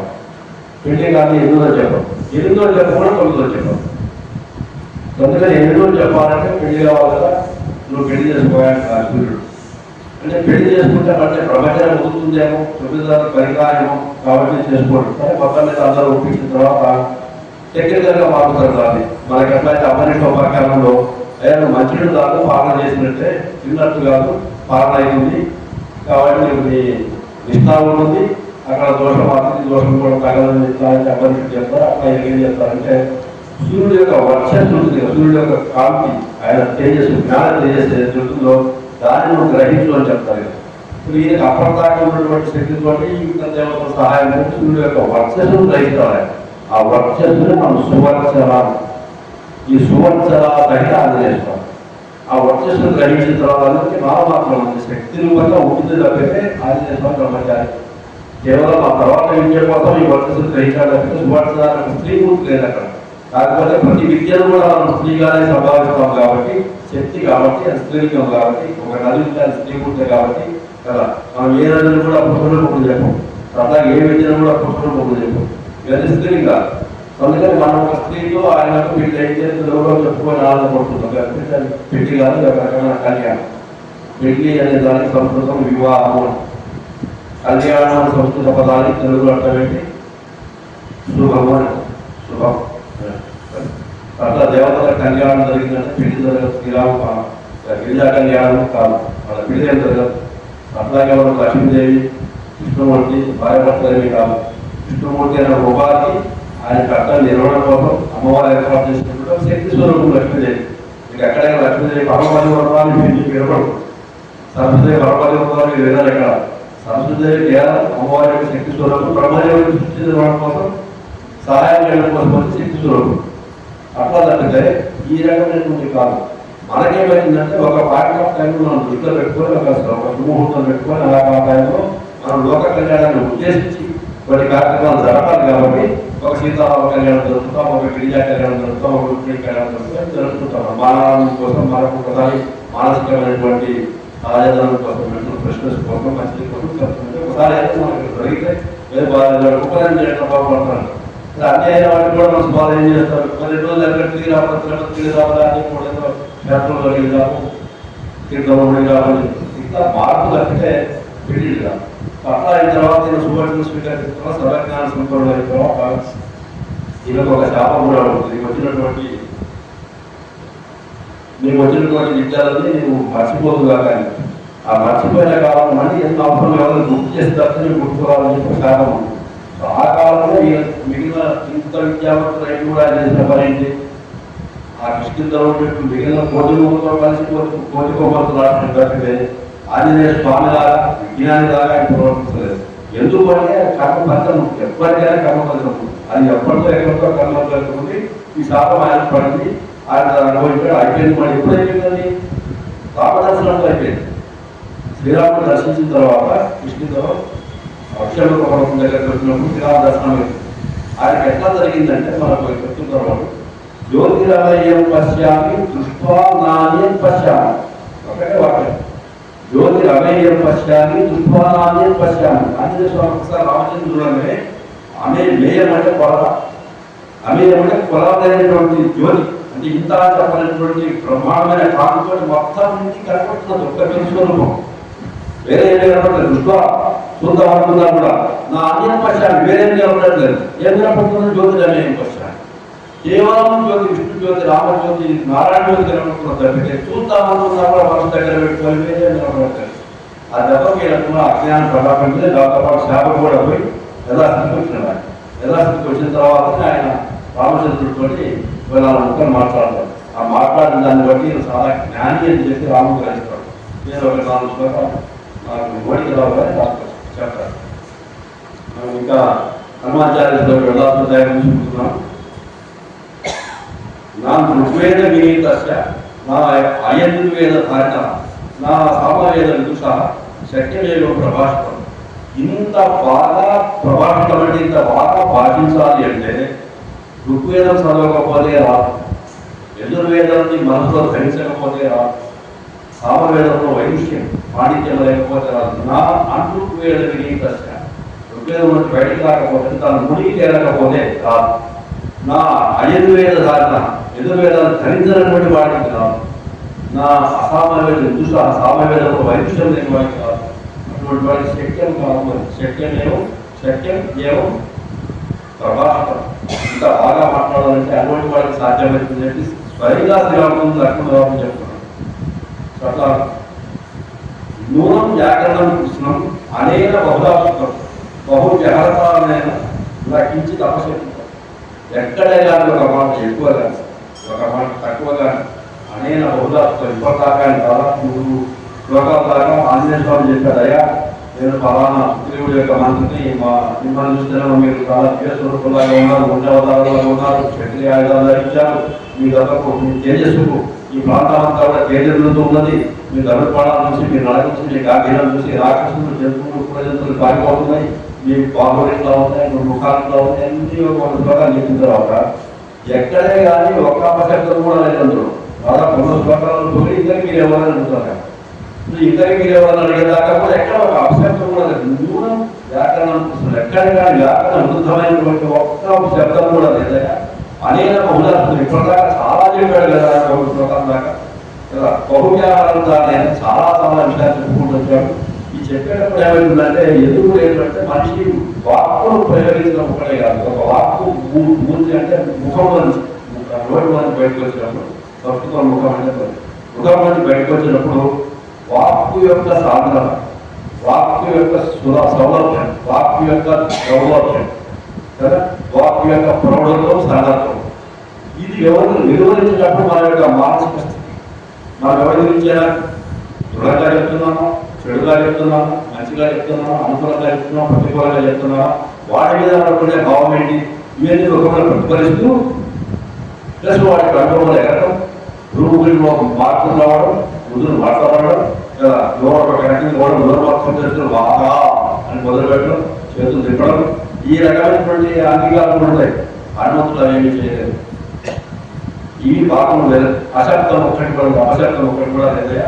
నా నేత్రయోగం ముఖంలో కానీ నోట్లో కానీ, నేత్రయోగం కళ్ళల్లో కానీ, లలాటే ముదురులో కానీ, గృహస్థల ఈ 2 కళ్ళు కలిసినటువంటి పురుగుల్లో కానీ, అన్వేషణ శాఖాత్రేషం శరీరంలో వేరే ఏ భాగంలోనైనా కూడా దోష ఎక్కడ దోషం ఏమిటంటే సంపీర్ణ ఇంత తెలిసినా ఇంత మాట్లాడుతున్నా ఇన్ని రకాల సంపాదన చేసినా కూడా అతని ముఖములో కానీ నేత్రములో కానీ ప్రలాపంలో కానీ గురుమధ్యంలో కానీ శరీరంలో ఉండే ఏ ఇతర అంగాలలో కానీ ఎటువంటి దోషము లేదు అని పర్ఫెక్ట్గా ఉన్నాయి. అనయా చిత్రవివాచ కృష్ణానం వ్యంజనస్థయ కశ్యన ఆరాధ్యే చిత్తం విద్యతాశయ అంటే మనకు మాటలు వచ్చేటప్పుడు ఏమవుతుందంటే వచ్చే మాటలు బట్టి మనకు 3 చోట్ల నుంచి వస్తాయి. ఒకటి హృదయం, రెండవది కంఠం, మూడవది మూర్ధం స్థిరం అంటే కంపితాలు కంపితాలు అంటారు మూర్ధన్యాలు. సో ఎక్కడ కానీ వాటికి కంపనం కలగట్లేదు. ఆంజనేయ స్వామి చాలా ప్రశాంతమైన చిత్రంతో మాట్లాడుతున్నాడే.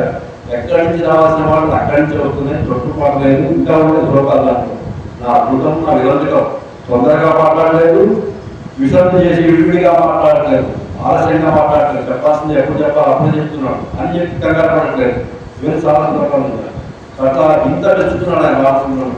ఆ స్థాయిలో ఆయన ఎడ్యుకేటే వచ్చి బయటకు వచ్చిన తర్వాత సరే మనకు తెలుసు చూడమని ఇస్తాడు. ఆ చూడమని తీసుకెళ్ళి ఆయన అమ్మవారికి సీతామ్మవారికి ఇస్తాడు. దాని తర్వాత ఆమె యొక్క శ్లోకాన్ని నాకు ఇంకా చేస్తున్న నక్కాలను చేస్తాను. కరెక్ట్ వచ్చిన తర్వాత ఆమె కూడా స్వామి అని మొదలు పెడుతున్నాను. చూసి ఆమెను ఏదైనా కథను చెప్పిన తర్వాత జీవంలో చూసుకోండి అప్పటిదాకా ఆత్మదాకా వస్తాయి. ఎదిగిన వాడు ఏం చేసినాడు చెప్పాలి కదా. అట్లా అమ్మవారి దగ్గరికి వెళ్ళిన తర్వాత ఆయన గురువు ప్రదర్శిస్తాడు. వందే వాదనం నారసింహకర ృఢాశ్వప్రాంజితం నాలంకరణం పంచనయనం నిత్యమానం రుజా హస్తాబ్జైరకేట పుస్తక సుధా పాంకుశాత్యం హళం కట్వాంతం పణికూఢం సదతం సర్వాధికర్వాపహం. అయితే ఇక్కడ ప్రదతం అనే చోట కొన్ని దశభుజం ఉంటుంది. రెండు ఒకటే అర్థం తేడా ఉండాలి, ఎఫెక్ట్ తేడా.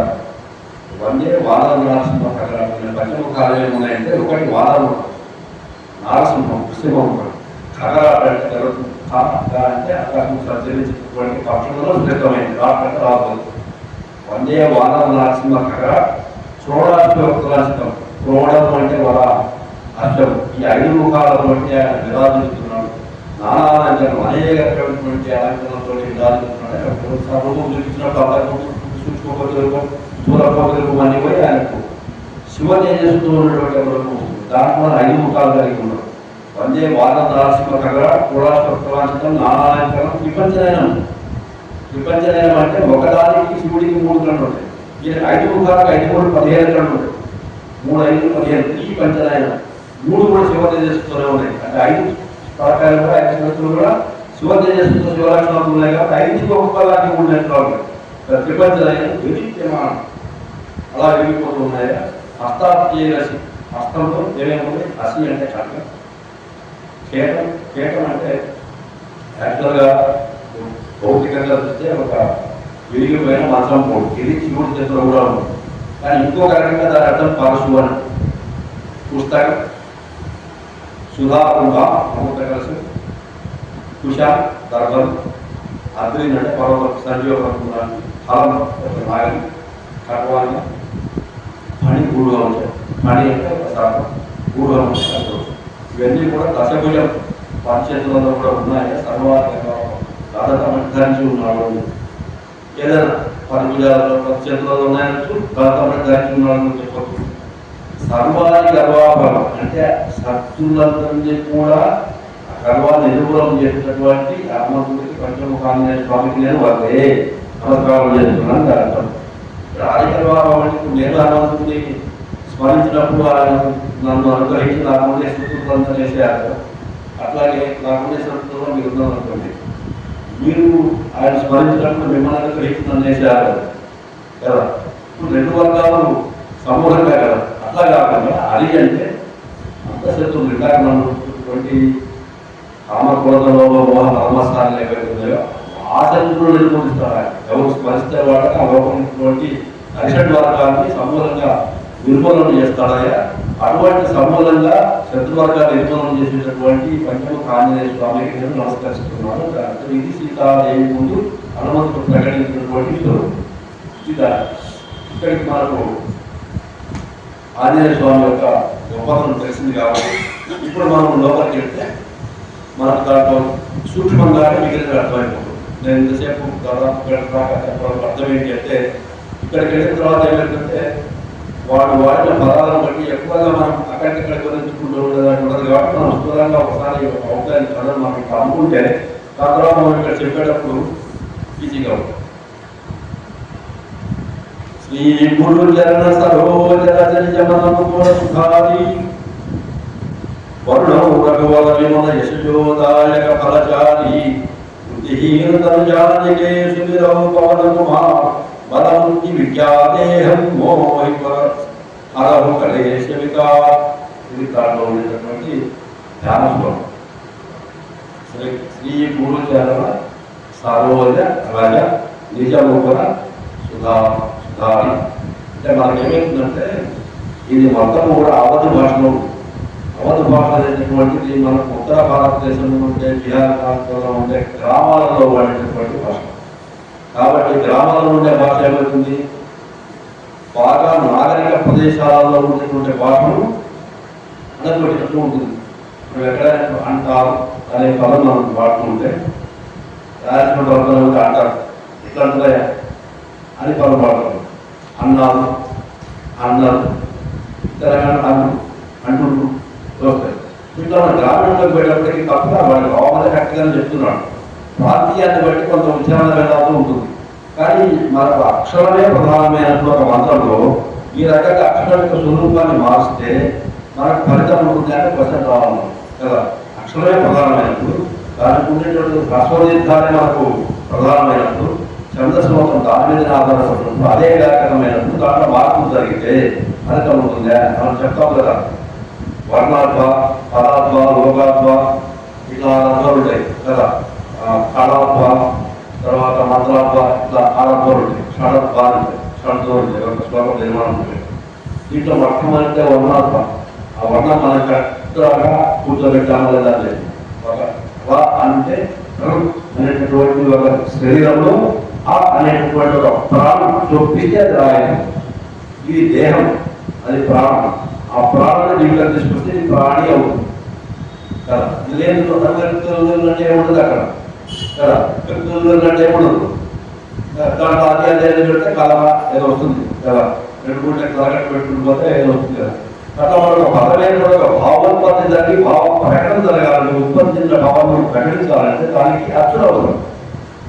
ఈ అచ్చులు 7 అందులో 7 కలిపి ఒక 14 మనం చెప్పినట్టు అడవరకు పెట్టింది. సో అట్లా మనకి దేహాలు ఆ ప్రాణాలు 2 కలిపి ఒక సమయం జరిగితే దానికి అక్షర స్వరూపం రాదు. అటువంటి అక్షర స్వరూపాలు చాలా జాగ్రత్తగా ఎందుకు ప్రకాశించడం గ్రామీణ భాషను వాడుతుంది. కిందాన్ని ఆడుకోవడం దానికి ప్రభావం ఉంటుందా అనే ప్రశ్న స్పష్టమనుకోరా ఉంటుంది. ఎందుకు ఉంటుంది అంటే దాని వెనక రూపం మారిన దగ్గరే భావం మారలేదు. మన భావాన్ని గ్రహించుకుంటూనే పోతుంటారు. భక్తులు ఎప్పుడు కూడా భావం ఉంటుంది. సాధనలో అక్షరాలు మనకు సాధన ఉపాసన మార్గాలలో పోయేవాళ్లకు అక్షరం యొక్క కరెక్ట్గా దాని యొక్క బిందువు విసర్గ సహాయ అక్షరం మాత్రాహీనం ద్వారా ఏదైనా బిందువు కానీ విసర్గ కానీ ఒక చిన్న మాత్ర కానీ అక్షరం కానీ ఎక్కడ పొరపాటు రామో అది మొత్తం లేదు. అందుకని మన జీవనంలో మొత్తం నారాయణ చేస్తుంటాను కదా. కాయన వాచ మనసేంద్రియంలో పుణ్యాత్మలో ప్రకృతి శరీరంతో కానీ మనసుతో కానీ బుద్ధితో కానీ ఆత్మతో కానీ ఎక్కడ చూడకుండా కూడా నారాయణ చేయాలి. ఎందుకు నారాయణ అంటే నారాయణ స్థితికారుడు కావాలి, దాని సక్రమమైన మాత్రం ఉంచాల్సిన వాడు కావాలి. ఇక్కడ మనకి ఎలక్షన్ మాత్రహీనం అనేది ఇక్కడ అప్లికబుల్ ఎక్కడ అవుతుంది, మనకు సాధన మార్గంలో ఉపాసన మార్గంలో అవుతుందంటే ఈ భక్తి మార్గంలో దాటుతున్నారు. భక్తి మార్గంలో కేవలం భావం ముఖ్యం. భక్తి మనకు మనోజీతమైంది భావం కాబట్టి భక్తి భావంలో ఉన్నవాడు దాంట్లో ముందుకెళ్ళిపోతుంది. అయితే ఈ భావంలోకి మనకు తీసుకెళ్ళాల్సిన దానికి ఒక టెక్స్ట్ ఉండాలి కదా. ఆ టెక్స్ట్ తయారు చేసి ఈయన పూర్తిగా దాన్ని అనుభవించిన వాడే. ఈయనకు 100% ఈయనకు లోపల అదే తయారై అదే ఉత్పత్తి చెందింది కాబట్టి ఆయన మూలపక్క మీద జరిగిపోయింది. మనం ఏం చేయాలి, ఆయనతో పాటు ప్రయాణించాలి. మనకి ఏమవుతుందంటే ప్రతి ఒక్కరు దేవుడి దగ్గరికి చేరలేడు, ప్రతి ఒక్కరు దైవాల దగ్గర రాదు. మనం ఏం చేస్తాం, మనకు చాలా ఉదాహరణలు ఉంది. దేవుడి దగ్గరికి వెళ్ళలేని వాడు దేవుడి యొక్క ప్రధాన భక్తుని పాదపడుతున్నా కూడా అక్కడికి వెళ్తాడు. మనకు ఉదాహరణ గజేంద్రుడు, ఆ ముసలి తెలుసు. ముందు మోక్షం ఓడికి వచ్చింది గజేంద్ర మోక్షంలో. ముసలికి వచ్చింది, గజేంద్ర రాలేదు. విష్ణుమూర్తి రాలేదు, చక్రం ఉంది. ముసలి యొక్క శాపాన్ని విమోచనం చేశాడని గజేంద్రుడికి శాప విమోచనం చేయలేదు. దాని తర్వాత చాలాసేపటికి ఆయన కాలు తీసుకొని ఎందుకంటే 1000 పాటు లోపలికి ఇక్కడ అలాగే వేయవలసిన అని చెప్పి 1000 పాటు ఆ లోపలికి బయటకి లాగట్లేకుండా చేస్తే కాలు తిండి దగ్గర ముదుబారితే ఆ ముదుబారిన సకరంలో చేసుకోవడానికి ఆయన బాగా పట్టి అది చాలా అయిపోయింది. కానీ మొట్టమొదటి ఇమ్మీడియట్గా ఎందుకు వచ్చింది? క్షిప్రమోక్షం వచ్చింది. ఎందుకు వచ్చింది? ఈయనేం చేయలేదు, స్వర్ణం చేయలేదు, ఉంటుంది చేసేవాడికి బాధపడుతున్నారు కదా. అందుకని మనం కూడా ఒకప్పుడు నాకు బాధపడుకోవట్లేదు, ఆంజనేయ బాధపడుతుంటాం. ఆంజనేయ అవయవం రాముడు కావాలని చాలా సాధన ఉపవాసం మార్గాలు అవసరం, చాలా దీక్షలు దక్షతలు అవసరం లేవు కదా. ఏం చేస్తాం? ఆంజనేయుడు పట్టుకుని ఆంజనేయుడు పట్టుకోవాల్సిన మార్గం ఏంటి? ఇది ఈ భావాన్ని మన మనసులో నాటింప చేసుకొని మనసులో గుర్తింప చేసుకొని దీని ప్రకారం మనం ముందుకు పోతూ ఉంటే దాంట్లో పరిస్థితులు కూడా రాస్తా ఉంటుంది. రోజు 11 సార్లు చదువుతుంది, కదలకుండా 5 సార్లు చదువుతుంది. అంటే కదలకుండా అంటే తదేక ధ్యానంతోనే అంటాం. తదేక ధ్యానంతో అనన్య ధ్యానంతో మనం చదువుతూ ఉంటే ఈ ఫలితం ఉంటుంది అని చెప్తారు. అంటే మనకు ఒక ఏకాగ్రత అనేటువంటిది ఎక్కడికి మనం తీసుకుపోతుందని చెప్తారు. అట్లా మనం చెప్పిన దాని ప్రకారం మనకు ఒక్కరోజే 105 సార్లు చదవడం కుదరదు. క్రమేణా ఈ రోజు 2 సార్లు అవుతాయి, 3 సార్లు అవుతాయి, వారం సార్లు 4 సార్లు ప్రాక్టీస్ చేసుకుంటే ఏమవుతున్నాం. అందుకే ఎప్పుడైనా కూడా మనకు యోగం అంటే ద్రౌణ్య పోయి జగన్నం ఆసనం కాదు. యోగం అంటే మనం శరీరాన్ని మనసుని సరైన పద్ధతిలో ఉంచుకోవడం. యోగ సుఖవసరం. యోగం అంటే ఒక చర్యను ఒక క్రియను మనం కౌశలం చేయడం. కౌశలం అంటే శ్రమ ఎరగకుండా మనం ఒక పని చేయగలిగితే దానికి కౌశలం అంటాం. ఆ చేయగలిగేదానికి మనకు కావాల్సింది యోగం. ఈ యోగానికి మనకు కావాల్సింది ఏంటి? శరీరం యొక్క నియంత్రణ. మన ఆహార నియమాలు కానీ మన యొక్క శరీరంలో ఉన్నటువంటి అవయవాలు ఎట్లా ఉన్నాయి. మనం కాసేపు కూర్చొని 2 నిమిషాలకి ఎక్కడో దొంగ కుట్టడం, ఎక్కడో సినిమా కుట్టడం, ఇంకోటి మెడకి చేసి ఇట్లా ఏకాగ్రత మన ఏకాగ్రత మనమే జపం తీసుకుంటూ ఉండకూడని పరిస్థితి రావాలంటే మనం నిత్యం దాన్ని సాధన చేయాలి. ఈరోజు మనం 5 నిమిషాలు కూర్చున్నాం పద్మాసనం వేసుకొని, మామూలు సంధ్యావంతంలో ఇంకో గంట సేపు కూర్చుంటారు కదా. అలా గంట ఎట్లా అలవాటుంది కాబట్టి ఇంకో గంట చూసుకునే ప్రయత్నం చేయండి సాధన మీద. సో అట్లా మనం చేస్తే మనకు మనసు, బుద్ధి, చిత్తము, అహంకారము, శరీరం అన్నీ ఆత్మ అంటాం. మనం ఆత్మ అంటే మనం ఎవడో ఆత్మహత్య చేసుకున్నాడు, ఎవడో ఆత్మస్థుతి చేసుకున్నాడు అంటాం. మనం పరమాత్మ ఆత్మ ఒకటే కదా. నువ్వు స్థుతులు హత్యలు చేయడం ఏంటి కదా, కుదరదు కదా. అదే కుదరడం లేదు కదా.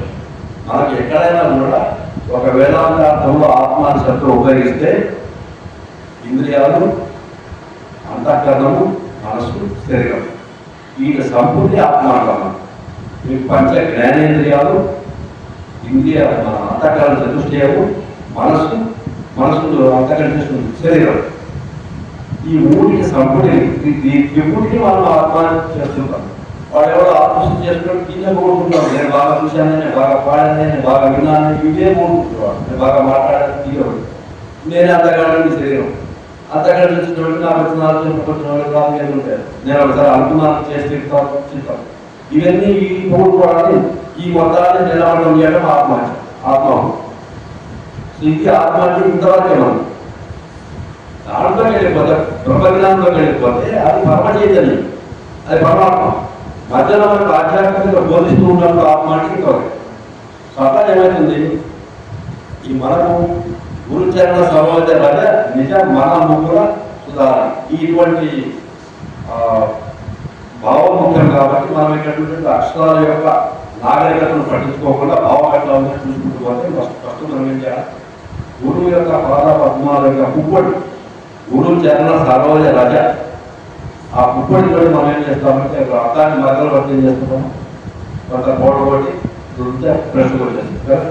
సో అట్లా మన మనసులో అనేటువంటి ముగ్గురం అర్థాన్ని మనం స్వచ్ఛంగా పెట్టుకోవాలంటే గురువు పాదం యొక్క గురు పాద పద్మం యొక్క పుప్పటితో మనం చేసుకోవాలంటే గురు పాదాలకు నిరంతరం నమస్కారం చేస్తూ ఉందని అంటాం. వర్ణము రఘువర విమల యశోదాయక ఫలచారి అంటే చతుర్విధ ఫలం ధర్మాట క్రమ మోక్షాలు మనకు రావాలి అంటే నిరంతరం కూడా వర్ణం అంటే వర్ణం రాస్తాడు కదా. వర్ణం రఘువర, ఈ రఘువీరుడు ఎవరైతే ఉన్నారో ఉంటే ఆయన యొక్క విమల విషయం స్వచ్ఛమైనటువంటి కీర్తులను నిత్యము గానం చేస్తుండవైతే అటువంటి చతుర్విధ ఫలాలు సిద్ధిస్తాయి. బుద్ధిహీనతను జానికి సుమిరం పవన కుమార్. ఓ పవన్ కుమార్, నేను బుద్ధిహీనుని, నన్ను ఆయన సంగతి నాకు తెలుసు, నన్ను సుమిరే అంటే స్మరణే కదా, నేను స్మరిస్తూ ఉంటే నా బుద్ధిహీనత పోతుంది. బలబుద్ధి విద్య దేవు దేహి, నాకు బలము బుద్ధి విద్య ఇవన్నీ కూడా నాకు ఇవ్వండి అని చెప్పి మోహినాలు నాలో ఉన్నటువంటి వ్యామోహాలను హరించివేయాలి. కలేశవిగా పరి సంబంధమైన వికారాలన్నీ నాకు కలగకున్నాను కాపాడు అని ముందుగా హనుమంతుడి యొక్క గురువుగా భావించి ఆయన మనం నమస్కారం చేస్తున్నాం, మనం ధ్యానిస్తున్నాం. ఇక్కడి నుంచి మనం కొంచెం వేగంగా వెళ్ళిపోదాం. జయ హనుమాన జ్ఞానగుణ సాగ జయ కపీశ దిగులోకముజాగ. ఇది మనకు తెలుసు. మొట్టమొదటి మనం చేసినప్పుడు జయ జయ ధ్వానం చేస్తున్నాం హనుమంతుడి. జయ హనుమాన, ఓ హనుమంతుడ అంటే శ్రేష్టమైనటువంటి హనుమాన దౌడ కలిగినటువంటి వాడు. శ్రేష్టమైనటువంటి ఉద్రాగం కలిగింది కాబట్టి దౌడ కలిగినటువంటి ఓ హనుమాన జ్ఞానగుణ సాగ, జ్ఞానానికి గుణాలకు సముద్రం లాంటి వాడుగా చెప్పినటువంటి జ్ఞానమానంతో చెప్పినటువంటి సత్నాలు కూడా అందమైనటువంటివి. జయ కపీశ దిగులోకము జాక, ఓ కపీశ నీకు జయము కాక, నువ్వు 3 లోకాలలో కూడా నీ యొక్క కీర్తి చరిత్రగా ఉండాలంటే కాంతి, నీ కాంతి 3 లోకాలలో ప్రసరించుగాక, నీకు జయము కాక అని జయకాలం చెప్తూ రామపుత్ర అతులిత బలతాన అంజనీపుత్ర పవనసుత్తనామ. పవనసుతుడు అనేటటువంటి పేరు కలిగినటువంటి అంజనీపుత్ర, ఓ రామపుత్ర అతులిత, అతులిత అంటే చూసగలిగినటువంటి, అతులిత అంటే సూర్యకు అందున్నటువంటి బలధామ, బలం కలిగినటువంటి వాడు. రామం అంటే ఉండడం, పరధామ అంటే పరమూల తెలుసు. మహావీర విక్రమ వజ్రంగి కుమతి నివాస సుమతి కేసరి, ఓ మహావీర, ఓ విక్రమశాలి. వజ్రంగి అంటే వజ్రానికి అని అంటాం. వాడు వర్గాన్ని బంగారం చేస్తారు. అన్ని అంటే అన్నం కలిగిన వాడు, శరీరం కలిగి వజ్రంతో సమానమైనటువంటి శరీరం కలిగిన వాడు. ఎటువంటి ఆయుధం కూడా ఆయన ఏమి చేయలేదు. విరోధులు శరీరం అంతా కూడా వజ్రతుల్యం చేస్తారని చెప్పి గ్రంథాన్ని పై వాడికి ఏం తగలతాయి చెప్పలేదు. అట్లా వజ్రతులు అనేటువంటి శరీరం కలిగినటువంటి ఓ మహావీర విక్రమ సుమతి నివార, దుష్టులను నిర్మూలించినటువంటి వాడు. సుమతి కేసరి, సద్బుద్ధులతోటి సద్వర్తలతో సజ్జలతో ఎప్పుడు ఉండేటటువంటి వాడు ఓ మహావీర. కంచన వర్ణ విరాజ సువేశ, కంచన అంటే కాంచన, వర్ణ అంటే వర్ణ, విరాజ అంటే వెలిగిపోతుంది, సువేశ అంటే మంచి వేషం కలిగినటువంటి వాడు. అనేకమైనటువంటి ఆభరణంతో అటువంటి దుస్తులతో ఉన్నటువంటి వాడు. అంటే బంగారు వర్ణంతో వెలిసిపోయేటటువంటి శరీరం కలిగి తన అనుగుణమైనటువంటి ఆభరణాలతో వెలిగిపోతున్నటువంటి వాడు. కంచన వర్ణ విరాజ సువేశ, కాననకుండా కుంచిత కేశ, కాననకుండా అంటే శరీరం నందు స్వర్ణమయమైనటువంటి కుండలాలు ధరించినటువంటి వాడు. కుంచిత కేశ, కుంచిత కేశ అంటే కుంచిత అంటే పొట్టి, కేశ అంటే వెంట్రుకలు, పొట్టి వెంట్రుకలు వాడాలంటారు. కానీ ఇటువంటి మహాపురుషుడికి పొట్టి వెంట్రుకలు ఉండవు. మరి ఇక్కడ పొట్టి వెంట్రుకలు అంటే పొడుగైన వెంట్రుకలే నిపుణులు దిగి ఉన్న తర్వాత ఎక్కడికెక్కడ పొట్టిగా కనబడుతుంటాయని మిగిలిన పొట్ట దాకా అక్కడిక్కడ ఉండవాలి. ఈయన శ్రేష్ఠుడు కదా. అట్లా కాననకుండా కుంచిత కేశ, హాత వజ్ర 6 ధ్వజా విరాజి. ఈ అక్షరాలు తేడా. హాత వజ్ర 6 ధ్వజా విరాజి, కాంతిక మూర్తి కూర్చాలి. హాత అంటే చేతిలో ఆధార్, హాత వజ్ర చేతిలో వజ్రం అంటే ఖడ్గం, ఆయుధం అనుకుంటే ఖడ్గం వాడు. అవును ఆవు అంటే అవును ధ్వజా విరాజి, ఒక చేతిలో ఖడ్గం ఇంకో చేతిలో ధ్వజము పట్టుకొని నువ్వు విలసిల్లుతుంటావని వెలిగిపోతుంటావు. కాంతేయము ఉండే, కాంతి అంటే కన్నా ఇక్కడ ఊంజ జానే ఊంచాలి అంటే అక్కడ ఎగులోపేయడం కలిసిపోతూ ఉంటుంది కదా. శంకర సువర్ణ కేసరి నందన తేజ ప్రతాపం మహాదేవుడు. ఈ శంకరుడికి పుత్రుడే కేసరి కూడా పుత్రులేదనే, శంకరుడి ద్వారా కేసరికి లభించుతుంది. తేజస్సుల ప్రతాపంలో కూడా జగమంతా కూడా నేను వందిస్తూ ఉంటుందని నేను కీర్తిస్తూ ఉంటుంది. తేజ ప్రతాపం మహాదేవుడు. విద్యావానుడి అతి చాలు. విద్యావాన్ అంటే విద్యావంతుడు, బుద్ధిమంతుడు. మనకి ఏమవుతుందంటే అకాల పోతే వాటికి మంతుడు కదా, మిగిలిన వాటికి వర్తుడు. తేజో బుద్ధిమంతుడు. అట్లా విద్యావంతుడు. లక్ష్మీవాన్ అంటే చాలా ఉంటుంది. లక్ష్మీవాన్ అన్నారు, లక్ష్మీవంతుడనే ఉంటుంది. అక్కడ లక్ష్మీ మంత్రులు కావాలి వ్యాకరణ ప్రకారంగా అది నాయకు. విద్యావాన్ గుణి, గుణముడు సత్తులను కలిగినటువంటి అతి చాతుర్యం అంటే నైపుణ్యం. ఏ కార్యము ఆయన దించినప్పుడు అతి నైపుణ్యంతో సామర్థ్యంతో అతి కౌశలంగా చేసుకోవచ్చు. చాతుర్యం కలిగినటువంటి రామకార్య కర్మయ్యకు ఆపు శ్రీరాముడి యొక్క కార్యాన్ని చేయడంలో ఆకులంటే ఆకులు చేయడంలో నీకున్నటువంటి ఆసక్తి ఎనలేదయ్యా. రామకార్యంలో నీకున్నటువంటి ఆసక్తితో సమానం చేయలేదు. నీకంటే కూడా రాముడి కార్యం ఉన్నదే నీకు విమర్శనం ఎక్కువ. ప్రభు చరిత్ర సుధీయకోవాల్సిన శ్రీరామచంద్ర ప్రభు యొక్క చరిత్రను వినడంలో నీకున్నటువంటి ఆసక్తి, నువ్వు దాని రసాస్వాదన చేసి ఆనందించే విధానం కూడా తిరుగులేదు. అట్లాగే రామలక్ష్మణ సీతారామకృష్ణ అందువల్ల నువ్వు రాముడికి రకం అంటే క్షణం, దక్షిణ దక్కన, లక్ష్మణ లక్ష్మణ దక్ష మనకు వాళ్ళకు చెప్పాలని కూడా దాక్షారసము దక్కారసము అట్లా రామలక్ష్మణ సీతారామ వస్తే వాళ్ళ ముగ్గురి మనసులో కూడా వసి అంటే వసించడు బస ఉంటావా నిరంతరం సూక్ష్మ రూపదర్శియా ఇది కావా వికట రూపదర్శి సూక్ష్మ రూపంలో సియా అంటే సీత సియారామ కదా అప్లై చేసుకుంటున్నాను. సీతాదేవికి చాలా సూక్ష్మ రూపం దర్శనమిచ్చావు. అట్లాగే చాలా భయంకర రూపం ఏర్పాటు చేసుకొని నక్కమ్మకం జరావాలంటే రకమైన సంస్కృతి సూత్రంలో రకారానికి తేడాలేదు. మనకు సిరిగా వచ్చిన వస్తువును సాధారణంగా సిరిగా వచ్చిన వస్తువును పారవాయి కలవలేదు. సాధారణంగా నాయకి ఏడ సాధనము భంగి వాసన పైన సిరి ఉంది కింద సరిజం ఉంది పైన రకాల కింద రకాల వాసన ఉంటుంది కదా. అదే అలాగే రవేద అంటే రకాలను కాడాలని సూత్రం ఉంది సంస్కృతంలో. కాబట్టి జలావాటి జలావాటి లగ్నం జలావాటి లగ్నం కాల్ చేసేవాడి వికటంలో బదులు భయంకరమైన రూపం ధరించి లగ్నం మొత్తాన్ని కూడా కాల్ చేసేవారు. భీముడు బదులు అసుర సంహారం భయంకరమైన రూపం ధరించి రాక్షసులను చంపేశారు.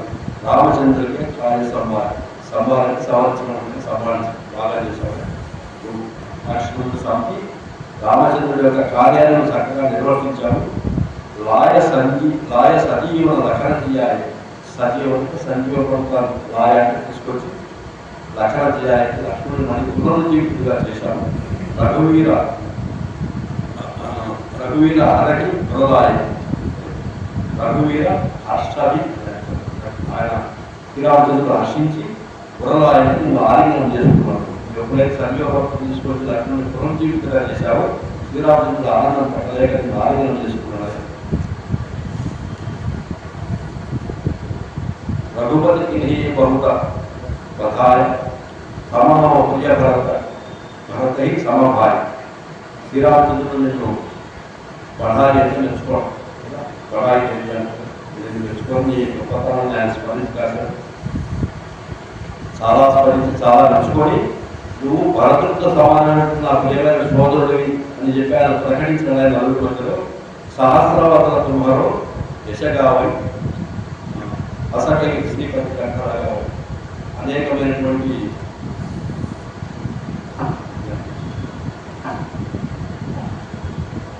సహస్ర అంటే మనం ఇందాక అసంఖ్యాకమైనటువంటి కృతులతో ఈ యొక్క యశగాన కీర్తిస్తూ ఉంటారా, గానం చేస్తూ ఉంటారు. అసకై శ్రీపతి కంఠలాగా చేస్తూ కూడా ఆయన కంఠలాగా అంటే గదేలాగా ఉంటాం కదా ఆరోగ్యం చేసుకుంటారు. సనకాదిక బ్రహ్మాది పురీష నారద శారద సహిత అహీష. సనకాదులు అంటే వాళ్ళు నలుగురు సనకులు, సనతుడు, సరస్వజాతులు, సరస్కుమారుడు. వీళ్ళని సరస్కుమారుడు ఎక్కువ తెలుసుకోవాలి. ఆ సనకాది కుమార సర్కార్ అంటారు. ఆ కుమార సర్కార్ బ్రహ్మదేవుడితో మొదలైనటువంటి మునీశ్వరులందరూ కూడా మళ్ళీ నారదుడు లాంటి వాళ్ళు దేవస్సు, శారద లాంటి సరస్వదేవి, వీళ్ళతో పాటు సహిత అహీష. అహి అంటే శాస్త్రం, అహీషుడు అంటే ఆదిశేషుడు. ఆదిశేషుడు 9 శిరస్సులు 2000 నాలుకలు. వీళ్ళందరూ కూడా యశోగానం చేస్తుంటారే. కాబట్టి యమ కుబేర దిగపాల జహాదే కవిపోమిద కనిసకే జహాదే. యముడు కుబేరుడు మొదలు దిక్పాలందరూ కూడా ఈ యశోగానం చేయడానికి సరిపోడు.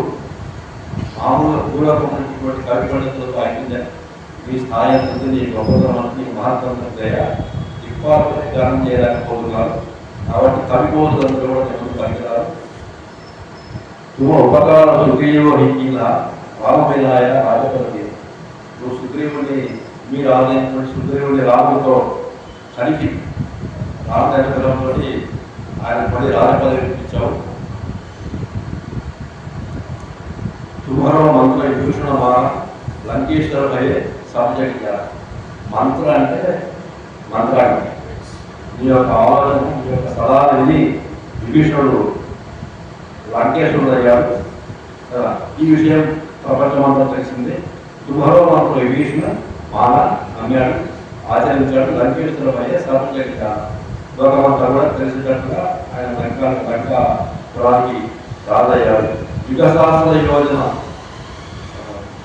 పరభావం వీడియో దాని వంద కలట ఈ రెండు వేరు వేరు. యుగశాస్త్ర యోజన పరభావం అంటే మామూలుగా రకరకాల అర్థాలు చెప్తారు. యుగం అంటే చట్ట, యుగం అంటే చట్ట కదా, యుగం పాద యుగం. యుగశాస్త్రం అంటే 2000 యోజనాలు భూమి మీద సూర్యుడి మీద కట్టి కొంతమంది అర్థాలు. కానీ యుగ పదం తప్పితే ఏ రకంగా వచ్చినా కూడా అది ఉండదు. యోజన అంటే నిజమే కదా. 2000 మైళ్ళ దూరం ఉందా అది మనకు తెలియదు. దూరం ఉంది సైంటిస్టులు చూసుకోవాలి. ఆ రోజుల్లో ఎక్కడ ఉందో తెలియదు, దూరం ఉందో తెలియదు. అప్పటికి తులసిదాసు పూరించిన వలన మనం చెప్పాడు వాళ్ళ యుగశాస్త్ర యోజన ప్రభావం. ఆ దూరం సూర్యుని నువ్వు వీరగా ఆటగాళ్ళు ఒక పండుగ భావిస్తూ అక్కడ దాకా ఎగిరి చూసుకోవాలి. మొదల ఫల చాలు, మొదల ఫలం అని చెప్పి అక్కడ దాకా ఎగిరారు. ప్రభుముద్రిక మేలు కుమారి జగన్లాగిగయే అజరజనాలి అంటే ప్రభు యొక్క ముద్రిక. ఆయన శ్రీరాజు చూపించమని చెప్పి ఆయన ఏమో దాని ముగ్గు నోట్లో పెట్టుకొని ఎగిరాడు. ఆయన సముద్రం ఎగిరి అవతలకి వెళ్ళి జలజలాగిగయే అజరజనాలి. అజరజ అంటే ఆశ్చర్యజనకంగా, ఎంత మిగిలిన లోకమంతా కూడా ఆశ్చర్యకరమైన విధంగా సముద్ర మండలాన్ని అగ్ని అమ్మవారికి ఇచ్చావని అయ్యవారి ముద్రికను నోట్లో పెట్టుకొని దుర్గమ కార్య జగత్కే చేతే సుగమ అనుగ్రహం కుంభరైతే. దుర్గమం అంటే మనం దాటలేనటువంటి పరిస్థితులు ఏవైతే ప్రకృతిలో మనకు కనబడుతుంటాయో ఈయన యొక్క అనుగ్రహం కలిగినట్లయితే, మనం ఈయన ప్రార్థిస్తే, ఈయన యొక్క ఆంజనేయ స్వామి యొక్క పాదాలను ఆశ్రయించినట్లయితే మనకు దుర్గమమైన అన్ని కూడా సుగమంగా కనబడుతుంటాయి, అలా భాషిస్తూ ఉంటాయి. అలా చేయగల సమర్థత ఉంది ఆయన. ఆయన నామానికి ఉంది, ఆయన యొక్క శక్తికి ఉంది, ఆయన పాదాలకు ఉంది. దుర్గమ కార్య జగత్కే చేస్తే సుగమ అనుగ్రహం చేస్తే రాముడు వారే దుర్గ వారే కోటలు వారిగా నిర్వహిస్తారు. రాముడు ఆరేట రామకు వారే దుర్గ వారే అంటే రఘువారైతే అట్లా నువ్వు రాముడి యొక్క ద్వారాన్ని కాపాడగా చూస్తావా. నీ అనుమతి లేని ఎవరిగా లోపలికి వెళ్ళడానికి లేదు. అటువంటి శక్తి సామర్థ్యాలు ఎందుకు పెట్టుకున్నాడు అక్కడ. ఎటువంటి తపస్సు పొమ్మలు తిరిగిన మనగాడుతున్నాడు ఆంజనేయ అడుగు వెనక్కి వెళ్ళాల్సింది. కాబట్టి నేను అక్కడ పెట్టుకున్నాను ఏంటంటే ఆ ద్వారం దగ్గర పెట్టుకున్నాను. రామ ద్వారే కుమారి వారే కోటలు వారిగా నిరూపాయిస్తారు. సమసుకులానే తుమ్హారి శరణ తుమరక్షక కావటాన్ని అన్ని రకాలైనటువంటి సుఖాలు కానీ సౌఖ్యాలు కానీ శుభాలు కానీ మీకు శరణులు మనకు వస్తాయా. నువ్వు రక్షగా ఉండగా మనం దేని గురించి కూడా భయపడాల్సిన అవసరం లేదు. మన స్థలాన్ని నాకు లేదో పాలన ప్రమాదంలో పాలన నాకు ఎక్కట్లేదు, ఇంకోటి ఏదో ప్రమాదం అవుతుంది నేను ఆలోచిస్తాను. ఎందుకంటే నీకు శరణం కోరితే అవన్నీ నాకు వచ్చేస్తాయి. అవన్నీ ఇంకొంచబడతాం అక్కడ వెళ్ళిపోయి అన్ని రకాల సుఖ సౌఖ్యాలు చూడటం చేస్తాయా. సంస్కృతుల హేతు మారిస్తాను రక్షణ కాపాడతాను. నువ్వు నీ రక్షణ ఉండగా భయపడాల్సిన అవసరం లేదు. అన్ని కూడా సుఖాలు సమకూరుతాయి. అపన తేజ సంహారం ఆపై దీనోడు యొక్క అంతతే కాపాయి. నీ యొక్క తేజస్సును నియంత్రించుకోవాలి నువ్వే. అపన తేజ సంహారం ఆపై నీ యొక్క తేజస్సు నియంత్రించుకోవాలని శక్తి నీకు మాత్రమే ఉంది. ఇంకొకటి నిన్ను తగ్గించే పరిస్థితి లేదు అక్కడ. ఒకసారి నిరూపిస్తే నువ్వే వెనక్కి తగ్గాలి. తగ్గితే కష్టపడి తెలుసుకోండి అంత దయగలిగే వాడి యువపడలు వెనక్కి వెళ్ళాలి. యువపడలు వెనక్కి తోసే శక్తి కానీ, నీ తేజస్సు తగ్గించే శక్తి కానీ, నీ పరాక్రమాన్ని ఆపే శక్తి కానీ ఎవరికి లేదా. ఒక్కసారి నువ్వు ఉత్తరిస్తే ఒక సింహాన్ని ఇస్తే 3 లోకాలకు ప్రజలుంటాయి కదా. ఈనోలో అంతతే కాపాయి. నువ్వు ఉత్తరిస్తే కంపిస్తాయి 3 లోకాలు కదా. భూత పిశాచం నికట నగియాలి. నికట అంటే దగ్గరికి. భూత పిశాచాన్ని కూడా మన దగ్గరికి రావు. మహావీరుడు చెబుతాం మహావీరుడు హనుమంతుడి నామం ఎప్పుడైతే మనం పలికినా లేదా గౌరవం పలుకుతున్నప్పుడు విన్నా కూడా మన దగ్గరికి మన జోలికి భూత విశ్వాసాన్ని మనం సమీపించము.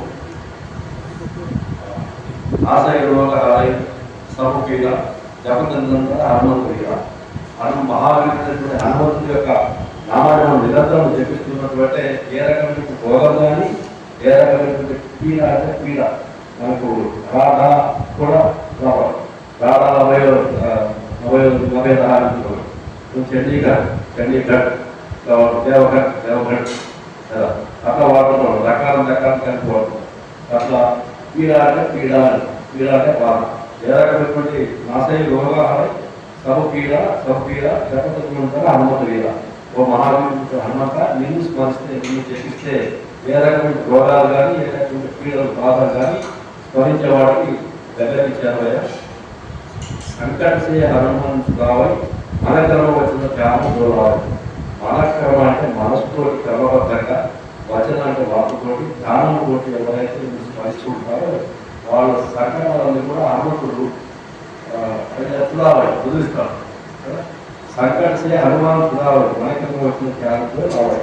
ఎవరైతే హనుమంతుడు నిరంతరము మనసుతోటి, ధ్యానంతోటి, ధ్యాసతోటి, వచనంతో అంటే నామస్మరణ చేస్తూ ఉంటారో వాళ్ళ సంకటాలన్నీ కూడా హనుమంతుడు వదిలిస్తారా, పోగొడతారు. సభపరరామ తపస్వి రాజ తెలిసే కాజ సకల తుమ్సార.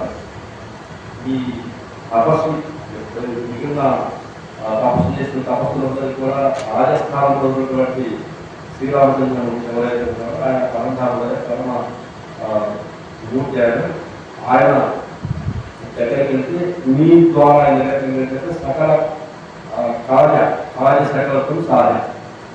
మీ ద్వారా ఆయన దగ్గరికి వెళ్ళినప్పుడు మన కార్యాలను కూడా సఫలీకృతమైంది. అవును మనోరథంతో పోయినావై సహస్వామితో జీవన ఫలసాలు. ఇంకా ఏదైనా కోరికలు ఉన్నట్లయితే అవన్నీ కూడా అమిత జీవన ఫలసాలు. జీవితాంతం మనకు 4 విధాలు చతుర్విధ పురుషార్థాల ఫలాలు కూడా మనకు ఒట్టగట్టినటువంటి ఆంజనేయనామం తద్వారా రామనామం కూడా మనం చూపిస్తుంటే తీసుకుంటూ ఉంటాయి. తర్వాత చారవాయుగా పరతాప కుంభార హై పరస్థితి జగత్పూజ్య. 4 యుగాలలో కూడా యొక్క ప్రతాప కుంభార 4 యుగాలలో కూడా మీ యొక్క ప్రతాపాన్ని స్మరించుకుంటూ ఉంటారా, చెప్పుకుంటున్న పురాణంలో హై పరస్థితి జగత్పూజ్య. మీ యొక్క ప్రఖ్యాతి జగత్తంతా కూడా కీర్తి కాపులతో నిండుతూ ఉంటుంది. నీ కీర్తి కాపులతోనే జగత్తంతా కూడా నిండి ఉంటుంది. సాధు సంతకేతు కొరకు వారి అసోనేతందుకు రాముడు. సాధు సంతులు అంటే సాధువులు సజ్జనులందరికీ కూడా వాళ్ళందరి రక్షణను చేస్తూ ఉంటావా. అసురుని కన్నా రాముడు వారి అసురులందరినీ కూడా నువ్వు నిర్మూలన చేస్తూ రాముడికి ప్రియమైన వాడు.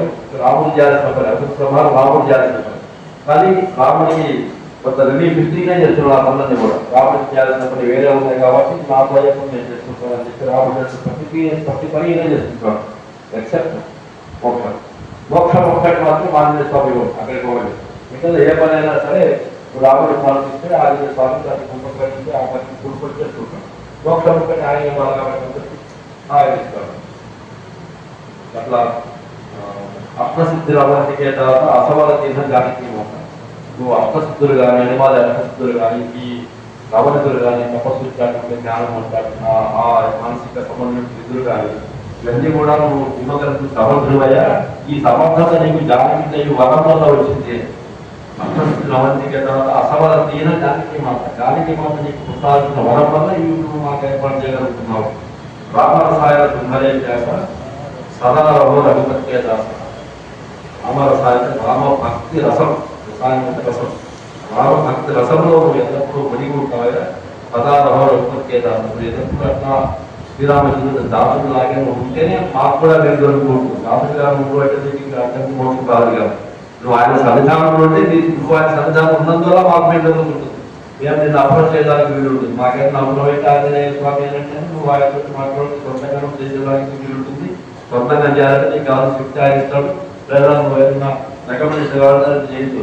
ఈ అన్ని జరగాలి ఆయన దగ్గరే ఉంటారు.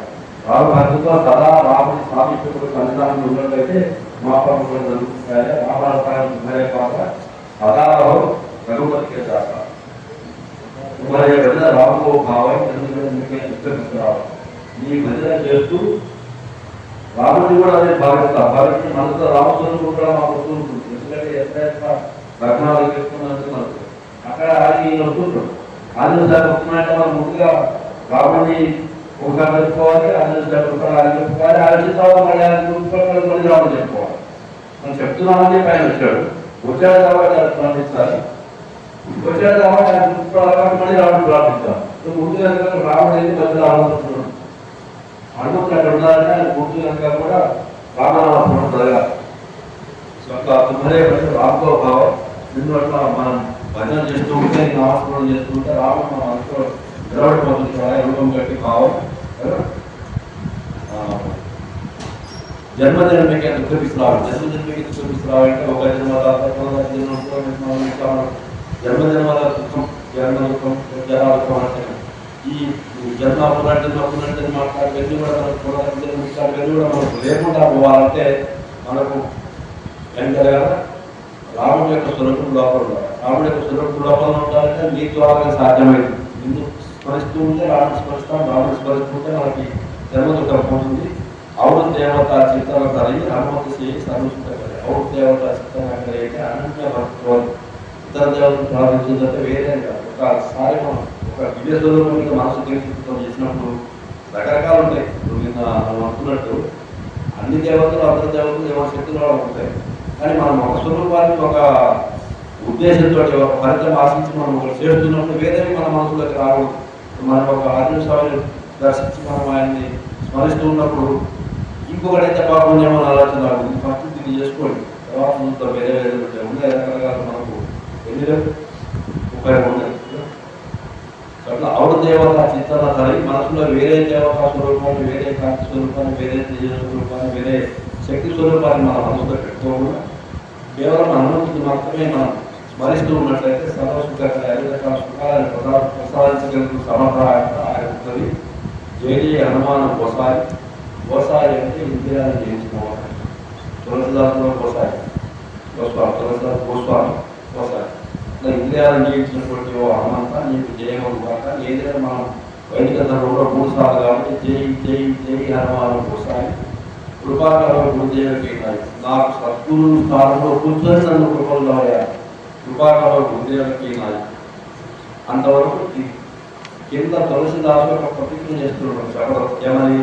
జో శతపాల ప్రార్థన పోయి చూడని పంది మానసుకుని పోయి. ఎవరైతే దీన్ని 100 సార్లు 100 అంటే మనకు వేరే చోట 100 కానీ మన తెలుగు సంప్రదాయం వచ్చినట్లయితే అది అర్థోత్తర సేవ 100 వస్తుంది. సంస్కృతంలో శతకం రాస్తారు 100 పద్యాలు, తెలుగులో శతకం రాజు 108 పద్యాలు. కాబట్టి ఇక్కడ 100 సార్లు అంటే మనం 1 పెట్టి కుదరదు. ఎందుకు కుదరదు అంటే మనకు ఎవరైనా ఇచ్చినప్పుడు కూడా 11 రూపాయలు ఇవ్వండి, 101 రూపాయలు ఇవ్వండి, ఇట్లా ఉంటాయి. పక్కన 5 ఉంటుందంట కదా. ఎందుకు పెడతారు? 0 పెట్టాలని సంపూర్ణమైనట్టు లెక్క. అంటే నువ్వు తర్వాత వాళ్ళ పనిలేదు, వాళ్ళ అకౌంట్ కోసం కదా. కానీ 11 రూపాయలు ఇస్తే అక్కడికి బ్యాలెన్స్ 12, 13, 14 మళ్ళీ ఇచ్చేదానికి వీలుంటుంది. నువ్వు మళ్ళీ అతన్ని ఆదరించడమో, గౌరవించడమో, ఆహ్వానించడమో, ఆతిథ్యం ఇవ్వడమో చేసి మళ్ళీ అతని ఆ సత్కారం చేసి నువ్వు కూడా గౌరవాన్ని పొందేటటువంటి అవకాశం నీకు రావాలంటే నువ్వు 0 పెట్టకపోగలరు. సో అట్లా మనం ఒకసారి దైవ ప్రార్థన చేయాలంటే 100 చేసి ఆపకూడదు. మనం మళ్ళీ కూడా దైవ ప్రార్థన చేస్తూ ఉండాలంటే అక్కడ బ్యాలెన్స్ పెట్టుకుంటూ ఉండాలి. బ్యాంక్ అకౌంట్ క్లోజ్ చేయకూడదు. ఎంతో కొంత మినిమం బ్యాలెన్స్ అక్కడ పెట్టుకుంటాం. 105 పెట్టాము, ఈసారి మళ్ళీ పెడతాం. సో అట్లా మనం మళ్ళీ చేయాలంటే అక్కడ ఉండాలి బ్యాలెన్స్. 0 పెట్టుకుంటే అయిపోయింది, పరిపూర్ణం కదా, పూర్ణమైంది. సో అట్లా అసలు ఈయన వాళ్ళ సంప్రదాయం ప్రకారం శతపాత ప్రార్థన పోయి మనం అన్వయం చేసుకోవాలి. చక్కగా వాళ్ళు చెప్పే చెప్తున్నారు అన్వయం దగ్గరే మనం జరుగుతుంది. శతపాత ప్రార్థన పోయి చూడని పంది మహాసుఖపోయి. ఎవరైతే దీన్ని 100 సార్లు స్మరిస్తారో, జపిస్తారో, స్మరిస్తారో వాళ్ళకి చూడని పంది అంటే ఈ భవబంధాల చూడంటే విడుదల దొరుకుతుంది. వాళ్ళకు దొరికి ఒక మహాసుఖం అంటే పరమమైన సుఖం ఏదైతే అది పొందుతారు. పరమ సుఖం అంటే పునఃపునటువంటి వ్యవస్థ. ఆ వ్యవస్థ, ఆ అవస్థ మనం పొందాలంటే ఈ హనుమాన్ చాలీసా ఒక 3 సార్లు పఠిస్తే మనం శ్రద్ధగా, భక్తిగా, అనుభక్తిగా పఠిస్తే చిత్తశుద్ధితో వాళ్ళకి గౌబంధాలు పొందాయి. చూడని పంది మహాసుఖం, మహాసుఖం అంతమైన సుఖం దొరుకుతుంది. जो जग पढ़ाई हनुमान चालीसा वो साथी गौरी ఎవరైతే హనుమాన్ చాలీసా పఠిస్తారో వాళ్ళకి సర్వశక్తులు కలుగుతాయి. దీనికి గౌరీ సాక్షి, శివుడు సాక్షి కదా. ఓయశక్తి సాక్షి, సాక్షి అంటే సాక్షి గౌరీశ, గౌరీశ్వరుడు అనేటువంటి ఈశ్వరుడే దీనికి సాక్షి. అయినా నేను ప్రమాణపూర్వకంగా చెప్తున్నాను, ఈ హనుమాన్ చాలీసా పడ్డవారికి సర్వశక్తులు లభిస్తాయి.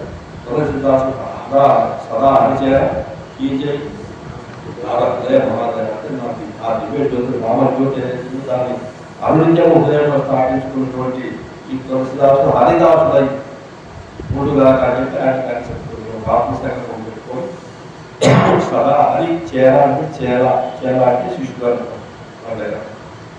తులసిదాస్ సదా హరిచేర కీజై నాథ హృదయ సదా మహాదేర అంటే మహాదేర అంటే దివ్య జ్యోతి ఏదైతుందో అది హృదయ ద్వారా దివ్యమైనటువంటి పరంజ్యోతి ఏదైతుందో రామజ్యోతి ఏదైతుందో విష్ణు జ్యోతి ఏదైతుందో అది తులసిదాస్ హృదయంలో నిలబడుగాక, హనుమజ్యోతి ఏదైతుందో అది నిలబడుగాక అని చెప్పి ఆయన అమర్పులు చేసుకొని ముగించి చూడటం చిన్నది పవనతనయ సంకటాన్ని మంగళ మూడతులు మూర్తులు పవనతనయ పవనసుత సంకటాన్ని సంకటాలని తొలగించేటటువంటి వాడు మంగళమూర్తి స్వరూపము రామలక్ష్మణ సీతా సహిత రామలక్ష్మణ సీతలతో కూడి హృదయ వశము సురభూప. నా హృదయంలో నివసించవైన సురభూప అంటే దేవతలు శ్రేష్ఠురాలు.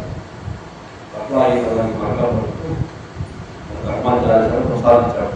హనుమాన్ చాలీసా మనం అనుకుంటే 37 శ్లోకాల దగ్గర వరకు అది ఈయన వరకు కింద ఆయన చేసినటువంటి చిన్న సౌందర్యం. ఎవరైతే చదువుతారో వాళ్ళకు పునర్జన్మ ఉన్నది, ఎవరైతే చదువుతారో వాళ్ళకు సమస్యలు కలుగుతాయి, ఎవరైతే చదువుతారో వాళ్ళకు కావాల్సినవి దొరుకుతాయి. దీనికి శివుడిని సాక్షి చెప్పారని చెప్పుకొని నా హృదయంలో ఎల్లప్పుడూ కూడా ఈ రామజ్యోతి, హనుమజ్యోతి, శివుడి జ్యోతి, విష్ణు జ్యోతి విష్ణుడు గారు ఆమర్శం చెప్పుకొని జై హనుమాన్.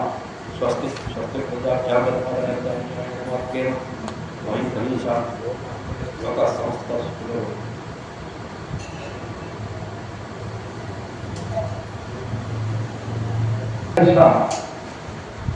చాలా విశిష్టమైనటువంటి, ఎందుకంటే వాల్మీకి మహర్షి రాసినటువంటి రామాయణంలో సుందరకాండ రామచరిత మానసులో హనుమాన్ చాలీసా కూడా అంత విశిష్టమైనట్టుగా కనపడుతుంది. అయితే కలియుగంలో వెంటనే అనుగ్రహం ఇచ్చేటువంటి దేవతల్లో హనుమంతుడు, అలాగే గణపతి, చండి మూడు కూడా త్వరగా మనం ఆరానికి అందుకోవడానికి కానీ చేసినట్లయితే స్వామివారి వెంటనే అనుగ్రహం ఇచ్చి మనం ఎదురుగా ఏదో ప్రభుత్వం దిగేటటువంటి ఒక కాలం ఉండే. ఒకసారి చాలామందికి ఆచారంగా ఎలా ఉంటుందంటే సుందరకాండ పారాయణ చేసేటప్పుడు కూర్చుని దానికి ఏదో 4 గంటలో 3 గంటలో పారాయణ చేసేటప్పుడు ఒక అలవాటు ఉంటాయి. ఆ చేసినప్పుడు వెంటనే పరిసర ప్రాంతాల్లో ఎక్కడ పోతులు వచ్చి వెంటనే వాళ్ళేటువంటి పరిస్థితి ఏర్పడుతుంది. ఎందుకంటే అంత పవర్ఫుల్ అన్నా ఆయన ఎదురుగా సాక్షాత్తు వచ్చి మన దగ్గర ఉండేటువంటి పరిస్థితి. దాంతో మీరు విన్నటువంటి విషయాల్లో చాలా అదే ఆయన మనస్సులో లీనమైపోయి దాని గురించి ఆయన అంటే నోటికి ఏం వస్తాయి రాసేటప్పుడు అంటే పూర్తిగా దాని గురించి మనం డీటెయిల్గా పోతుంటే చాలా ఇస్తుంటాయి. అన్నదానం శాస్త్రి గారు రాసిన పుస్తకంలో రాసి ఉంటాయి. చాలా విషయాలు చెప్పాయి. దాంట్లో అంటే నేను మాట్లాడి చదువుకోవడం వల్ల దాని గురించి కొంచెం దాంట్లో వాళ్ళు చెప్తుంటే హనుమంతుడి యొక్క అదే ఆయన హృదయపూర్వకంగా చేసినటువంటి పరిపాలన ఆయనకి ఎంతో ఆనందం కలిగితే కోసం రేపు 7వ తారీఖు నుంచి మనం చూసుకున్నటువంటి హనుమాన్ చాలీసా పారాయణంలో కూడా లీనమై చేసినట్లయితే మీకు అలాగే గ్రామస్థ దేశస్థ అని చెప్పేసి చెప్పబడేటువంటి అందరికీ కూడా సుఖ సంతోషాలు కలుగుతాయని చెప్పేసి ఆశిస్తూ మన శంకరాచార్య గురించి ఈ రోజున హనుమాన్ చాలీసా గురించి విశేషమైనటువంటి కూడా చేశారు. అలాగే మనకి కొన్ని విషయాలు చదివినప్పుడు చెప్పుకోవాలన్నటువంటి కారణం జబ్బులు చేస్తున్నాం మనం తీసుకొచ్చి మన విషయాలు ఒకప్పుడు అలాగే చంద్రశేఖర శాస్త్రి గారు సుందరకాల గురించి ఇక్కడ 7 రోజుల పాటు ఉపన్యాసాలు ఇచ్చారు. అయితే మా దురదృష్టం లేకపోతే ఆయన ఇక్కడ అన్ని పెట్టేటప్పుడు ఎలా వర్షం ప్రారంభం అప్పుడు ఏమీ లేవు. ఆయన తీసుకెళ్ళడమే మాకు కొంచెం ఎందుకంటే ఆయన ముందేమో అసలున్నారు అక్కడి నుంచి ఇక్కడికి రావడం మళ్ళీ తీసుకెళ్ళి పంపించారు. ఎలాగో వర్షం వచ్చేస్తుంది 7 రోజులు అలాగే వచ్చిందండి. అది ఉంటుంది. అయితే మరి అంటే చెప్పి వాళ్ళకి ఎంతమంది వచ్చారు ఏమిటి అనేటువంటి దేవుడు ఉంటున్నారా లేదా అనేటువంటి ఒక ఆనందం ఉపనాగేశ్వరరావు ప్రయోజనం చేస్తే ముందరే అంటారు స్వామివారు ఉంటున్నారు కదా మనం చెప్పేటువంటి స్వామివారు ఉంటున్నారు అనే భావంలో సరే వాళ్ళు ఇచ్చినటువంటి ఉపన్యాసం వారికి భగవంతుడు ఆయుర్వేదేశ్వరాలు ఇచ్చి సదా రక్షించడానికి జరుగుతుంది. అలాగే వారందరికీ కూడా హనుమంతుడు మరి శక్తిని ప్రసాదించాలని చూసి ఆకాంక్షిస్తూ వారికి సన్మానించారు.